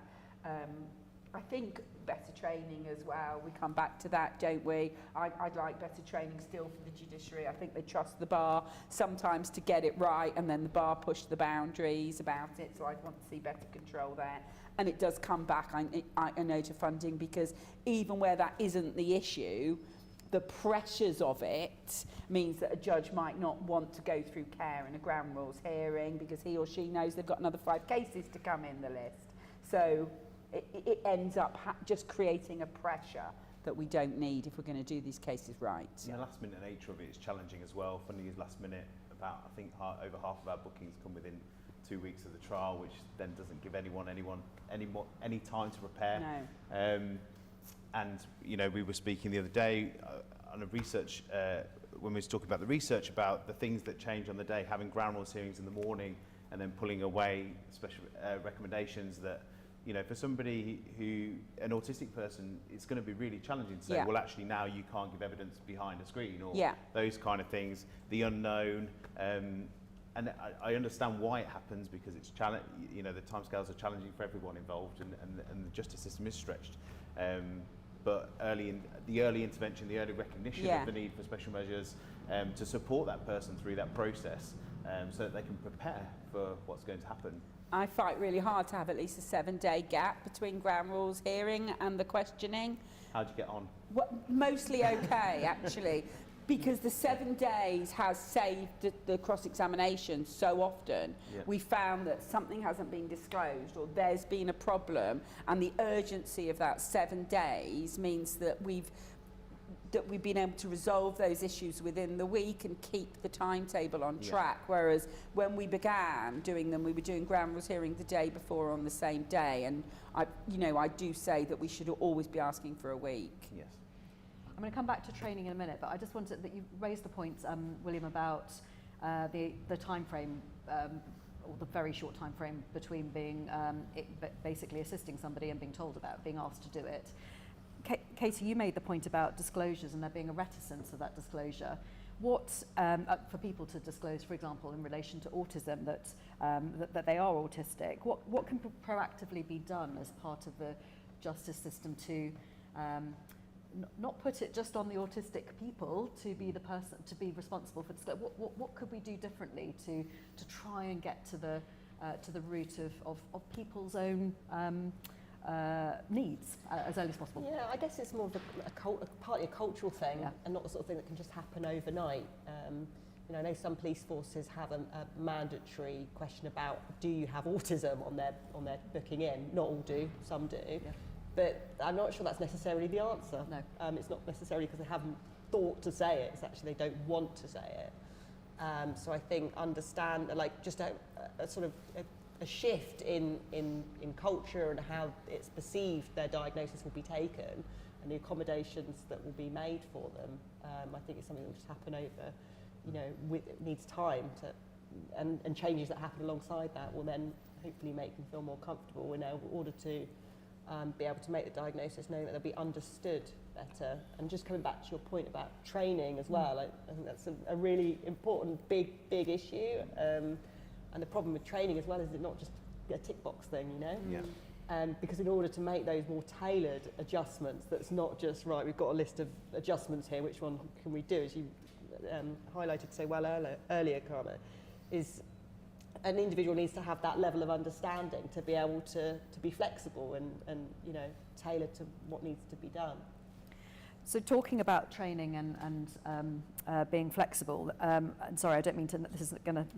I don't mean it to sound in the way I'm about to make it sound. There's a question here about judges needing training, about presenting their summings up, and around there being ignored information about people and how they manage information. So we're now sort of the questioner here is talking about jury members, but you know, we've heard earlier that it's not just the defendant and the witness in court. There are a myriad of various people, including jurors in tribunals. There will be lay people, etc., who might even be judging the cases. What do we need to think about? What do we need to expect in relation to what could judges do to, I suppose, improve on what currently happens? Karma, I'm going to start with you and then William. Well, I do think that the training could be improved. I actually would have liked to have seen the judges have to do the really intense advocacy training that we meted out to the bar, because most of the judges haven't been at the bar or been a solicitor during this process. Yeah. And they are the ones then who have to check the questioning for tags and leading questions and multiple questions, etc., with all those skills which actually they didn't use at the bar. So the newest judges will have had that training, who've just been appointed, but most of them wouldn't. So I actually would have liked to have seen them do that intense training and actually have their work marked by us, but there was a little bit of resistance, so that they haven't done that. And then the other thing that we can do, of course, is to improve the directions that are given to the jury, the formal directions. And that's a work in progress. There's a big body of work going on at the moment with the Law Commission in terms of sexual offences. I'd like to see a number of the directions changed so they are formally directed to consider certain aspects, to consider those special needs, to not hold that against them, for example, the laughing or the joking or the anger. And I think we could firm up some of those directions, which then become part of the formal judicial compendium, and then we're not as reliant on an individual judge to include that, but they have some formal guidance. That's what I'd like to see. I'll come at this from a little bit of a different angle because I'm not a lawyer, but the majority of people that we're working with don't have a piece of paper that says that they have so-and-so diagnosis, or you know, it's not just the justice system that's stretched, all of the public service is stretched at the moment, so the chance of somebody coming to you who's got support services wrapped around them is probably unlikely. So I think for me it's the stuff we've been talking about today. It's about recognising the presentation of those needs and how they might bubble over or erupt a little bit, and then really digging down underneath some of that to understand, well, is there a communication problem there? Or is there a mental health condition that's affecting them? Or is there something else going on, rather than just seeing the thing that's in front of you, which is the person throwing the chair, or or the person who looks like they're disinterested or is laughing in the witness box. Or so those recognising when somebody has a communication need, or when somebody has some other need that means that they present in that way because of anxiety or all sorts of other things. I think it's about upskilling, where we can, people to recognise that that is not because of disinterest or because of flippancy or those kind of things, but it's actually because of something else going on that's under the surface. I want to just touch on the changes over the last few years, specifically following COVID and the massive increase of virtual working and the impact that may have had. Edmund, can I go to you first? What for you has been some of the biggest impacts that you've seen? From virtual working is for people with neurodiverse conditions. For some, it's a benefit because maybe they may not want to be seen in the courtroom, and it can be a benefit for them to participate virtual, but for some it's a challenge because technology, they don't have the technology, they don't understand how it works, so it can be an added stressor of having to do things virtually. So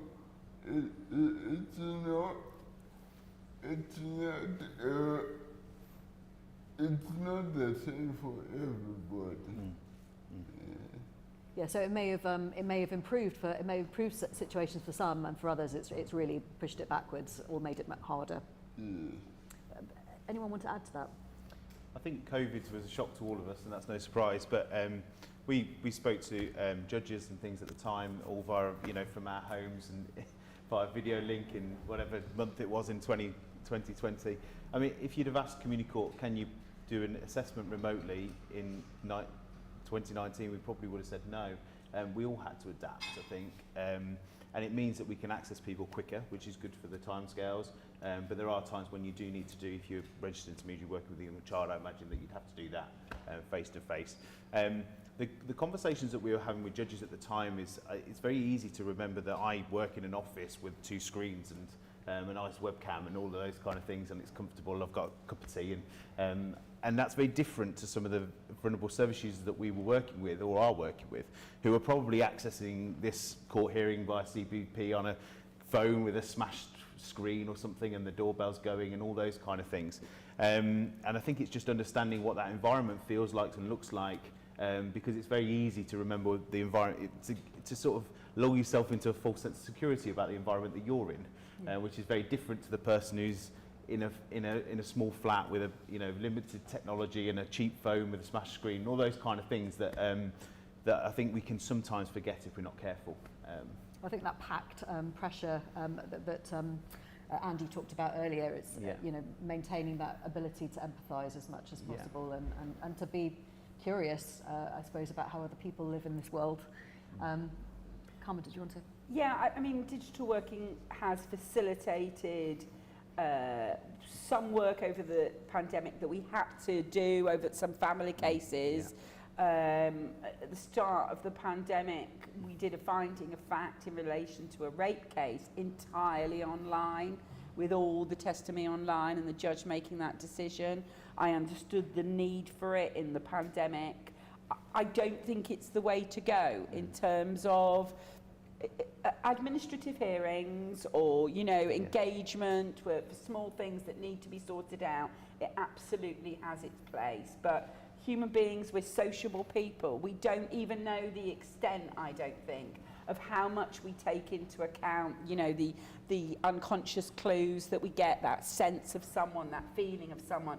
We're asking judges and juries, tribunals to make decisions, life-changing decisions, based on their view of the credibility of someone.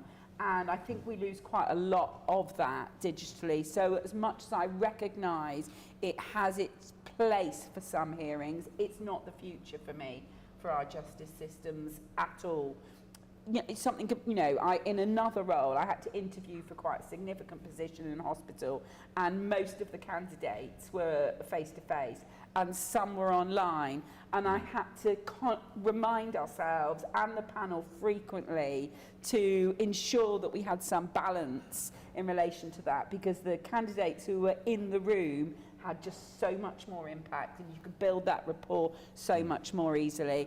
I think particularly where you're building relationships that require trust, face-to-face really is the key. Sometimes then you might have to quick question and you want to clarify something online or over the phone or by email, that's fine, but that's only really works once you've got that relationship of trust.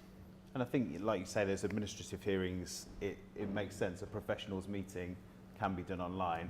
I think if we had to come up with a rule, it would be anything that involves any live evidence, then it should be done face-to-face where possible, because this is the most important part of somebody's life. So if we have to make an effort to be in a room together, then we should. Because there's all sorts of parts of, like you say, communication and body language and all sorts of things that play into into that. And you can't It's sort of take them important. into No, account. you can't. No, I mean in decades or hundreds of years we might have developed all of those skills and be possibly. able to do that, but right now as humans I don't think we can. Well, Elon Musk is saying we're not going to be working in future, so maybe we'll have more time to understand each other. Might be a silver lining in that. So there's lots of questions. I'm looking, sorry, not down at my phone at messages other than Slido, I hasten to add, but there's lots of, I think, messages here around the judge's role and what is and isn't understood by judges, what isn't used by judges to assist other people in the courtroom. So I'm not going to read them all out, but we'll perhaps try or do our best to answer those longer in a longer time frame. What I did want to there's a quick question here which I've now just lost, which was for you, William. But basically it was around, but bearing in mind one of the messages we said, if you all go away and be aware of the various support mechanisms that are in place, the question was I'm paraphrasing, how do we go about knowing what support services there are? How do people go about contacting organisations such as Communicourt? Well, Communicourt can be contacted. We're in Birmingham, but we're national service. We've got a phone service. We've got people on the phones. We've got a portal that you can use to make referrals. We at the moment receive around 5,000 referrals a year, so quite a lot of referrals to our service. Slowly catching up with the registered intermediary scheme, I think. Please just get in touch with us. I suppose we're only one part of special measures that are available. There's other special measures that the lawyers in the room will be aware of that aren't intermediaries, and that's a legal professional's decision about what is appropriate. And who am I to say? I'm not a lawyer, so I suppose there's other services, advocacy services, and things that might be able to support depending on what the needs are. I think the biggest problem is that, like I said before, most of the people that intermediaries are working with don't have diagnoses, or at least over half. And therefore it's quite hard to spot vulnerability. Vulnerability is something that's really hard to define and then apply to the person that's in front of you that's just walked into the solicitor's office. So I think it's a challenge. I suppose what an intermediary will do is find out what those communication needs are, if that's appropriate, and that's a discussion for the lawyers in the room with the judges in those cases. And not just in the criminal justice system, because I have noticed there's been a few people saying there's been a big focus on criminal justice, and rightly so. We should remember that there are other jurisdictions. And 2/3 of our referrals have come from the family courts, or do come from the family court. So, 2011 when Communicourt was founded, it was all criminal referrals. Actually, the criminal stuff has sort of plateaued and bobbled about over the years. It's the family court stuff that's gone. Has really grown, and like I say, that's about 2/3 of our referrals now. In terms of the where you can get information from, again, just slightly trying to put my MOJ hat back on, there's quite a lot of work that the MOJ think about in terms of health justice partnerships, thinking about areas where the same individuals have touch points with other services. Is there something you would like to see? Are there places, the obvious places where, I don't know, a little poster up or a signposting from a professional that's not a lawyer, but that is interacting through a range of different ways? Is there something different you'd like to see there? Katie, I don't know if your research has, whether you focus entirely on from a court-based perspective, or whether you've got a different perspective as well. We're mainly focusing on the court aspect. But, William, where would you like to see well, yourself I'll plug our own others? stuff, but we have the access brief, which is here. There's lots of great resources on there about what different needs are. It's been created in conjunction with other organisations, the specialists, if you like. So STAMA and Autism Project and things. So please go on there and find. There's some stuff that is sort of in two parts at the moment. There's some 2-page, 3-page documents pick up. I've got 3 minutes. How do I just upskill myself really quickly for legal professionals? So there's the stuff about the diagnoses or the communication need, and then there's some things on there about how a ground rules hearing, tips for ground rules hearing, or tips for recognising communication needs, or I'm trying to think of on the top of my head some of the other things. But there's about 40 documents on there. Please go and make it's a great resource for anybody who would like to use it. It will always be free. We're not going to start charging for it next week. It's there because we recognise that intermediaries can't be in every single case. and therefore how can we upskill legal professionals, that training piece around, we know legal professionals don't have much time, so how can we give them a 5-minute document that they can go and pick up and just get the key things from about the problem that they're having at that time. I'm going to draw us to a close with a question from Slido, because I'm hoping it will perhaps end us on a positive note, which is, what is the most exciting or important development in accessibility in courts? And that means, I think, civil, family, tribunal, criminal, in the last 5 years, and what can we look forward to? Edamore, can I unfairly start with you? Okay.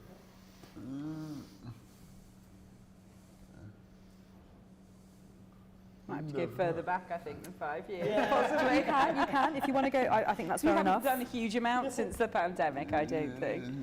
No. Shall I start? Go on, William. I think what has been positive has been the introduction of the HIAC, the formalization of non-registered internet. It hasn't addressed the statutory limitations to the law, but just because now they are formal and they are accredited, it's something that is positive that can be built upon, because it's no longer just on an ad hoc basis. So at least you know that if you are looking for an intermediary as a defendant, you have somebody who has the right qualifications and approval from the MOJ.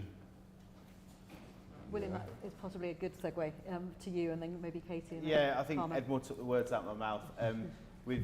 I've worked in this space since 2016, and Communicourt's been in this space since 2011.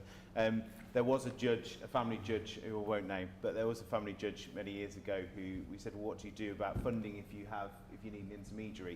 And he said, well, we just don't have a new carpet. And I think the funding of intermediaries has been a challenge for the last 10 years. It's been a challenge on both sides. It's a challenge for Ministry of Justice, it's a challenge for HMCTS, and it's been a challenge for us at times. That the formalisation of intermediaries, I don't think we're quite there yet, because we still have registered and not non-registered anymore, but it's still there is still a perception gap about what an intermediary is and what that means. But I think we've made good headway. It's something that we have been lobbying for a long time, is to have some formalisation about what an intermediary is, that they should have DBS checks and things is a good addition. And we're getting to a stage now where there is starting to be a data pool around how intermediaries are being used, which is useful for crafting the next wave of what intermediaries in the justice system look like. So, yeah, thank you. Edward took the words out of my mouth, really, but at least it wasn't me saying it. Thank you.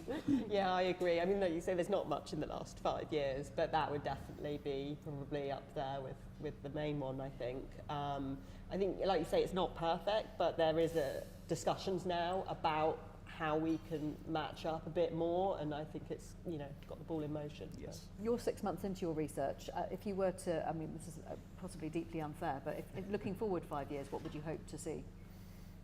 In terms of actually what's changed? Yeah. I'd say, more understanding, recognition of the need for tailored adjustments across the board, not just for witnesses. Thank you. Karma. Yeah, I mean, stuff that we've covered, really. There's been a sea change, I think. There's no doubt about that. Yeah. Over the course of my practice, there's been a sea change. And in the vast majority of cases, I feel as though witnesses, defendants with special needs and vulnerability are definitely treated better and have more opportunity to give their account than they did 10 years ago. So the shift has been in that period, so not very much post-COVID, but in the few years before that, it's been quite dramatic, I think. The introduction and the accessibility of intermediaries, the shift in the training and the advocacy in the vulnerable course has made a material difference. We have a long way to go so that those principles are not routinely applied. I've recently had experience of being in trials where I felt I was back in the 1990s, genuinely, you know, with sort of no control over questioning and things like that. But the majority of judges, the majority of cases do have an eye on that.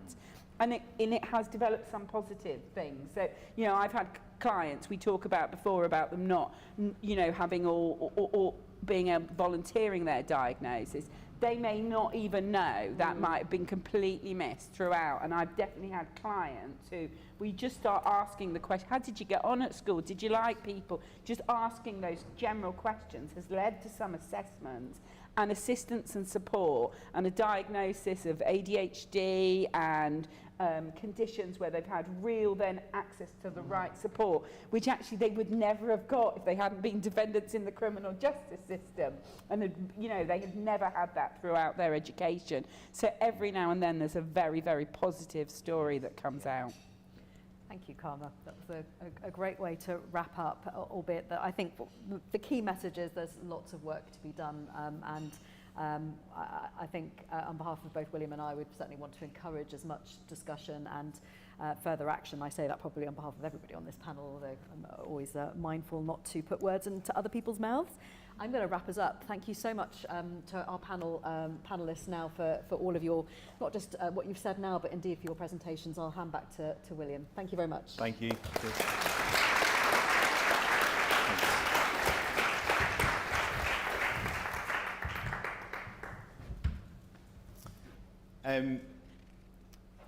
A couple of things from me, reflections from the day really, or sound bites. This morning, Carmen said to us, can we do things a little bit differently? And that's really resonated in my head. What are the little micro changes that we can make that really make an impact on that person's ability to understand or that person's ability to access the justice system?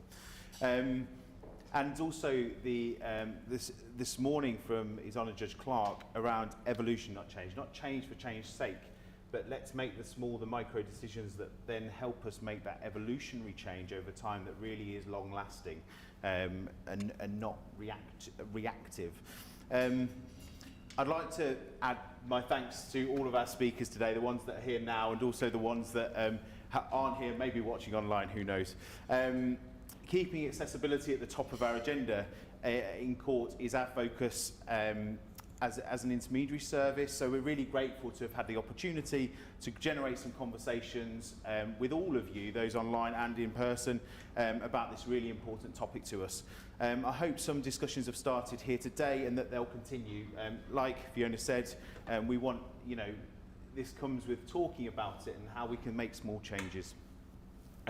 Communicourt will be organising some more events to further explore some of these topics that we've covered today, and we're planning a webinar series for 2024, so please keep your eyes out. We will see you either online or in person, to be decided.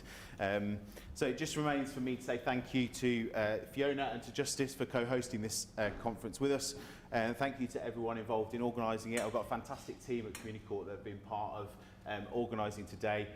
I'm the one here, but I'm not the one who's done the hard work, I can assure you of that.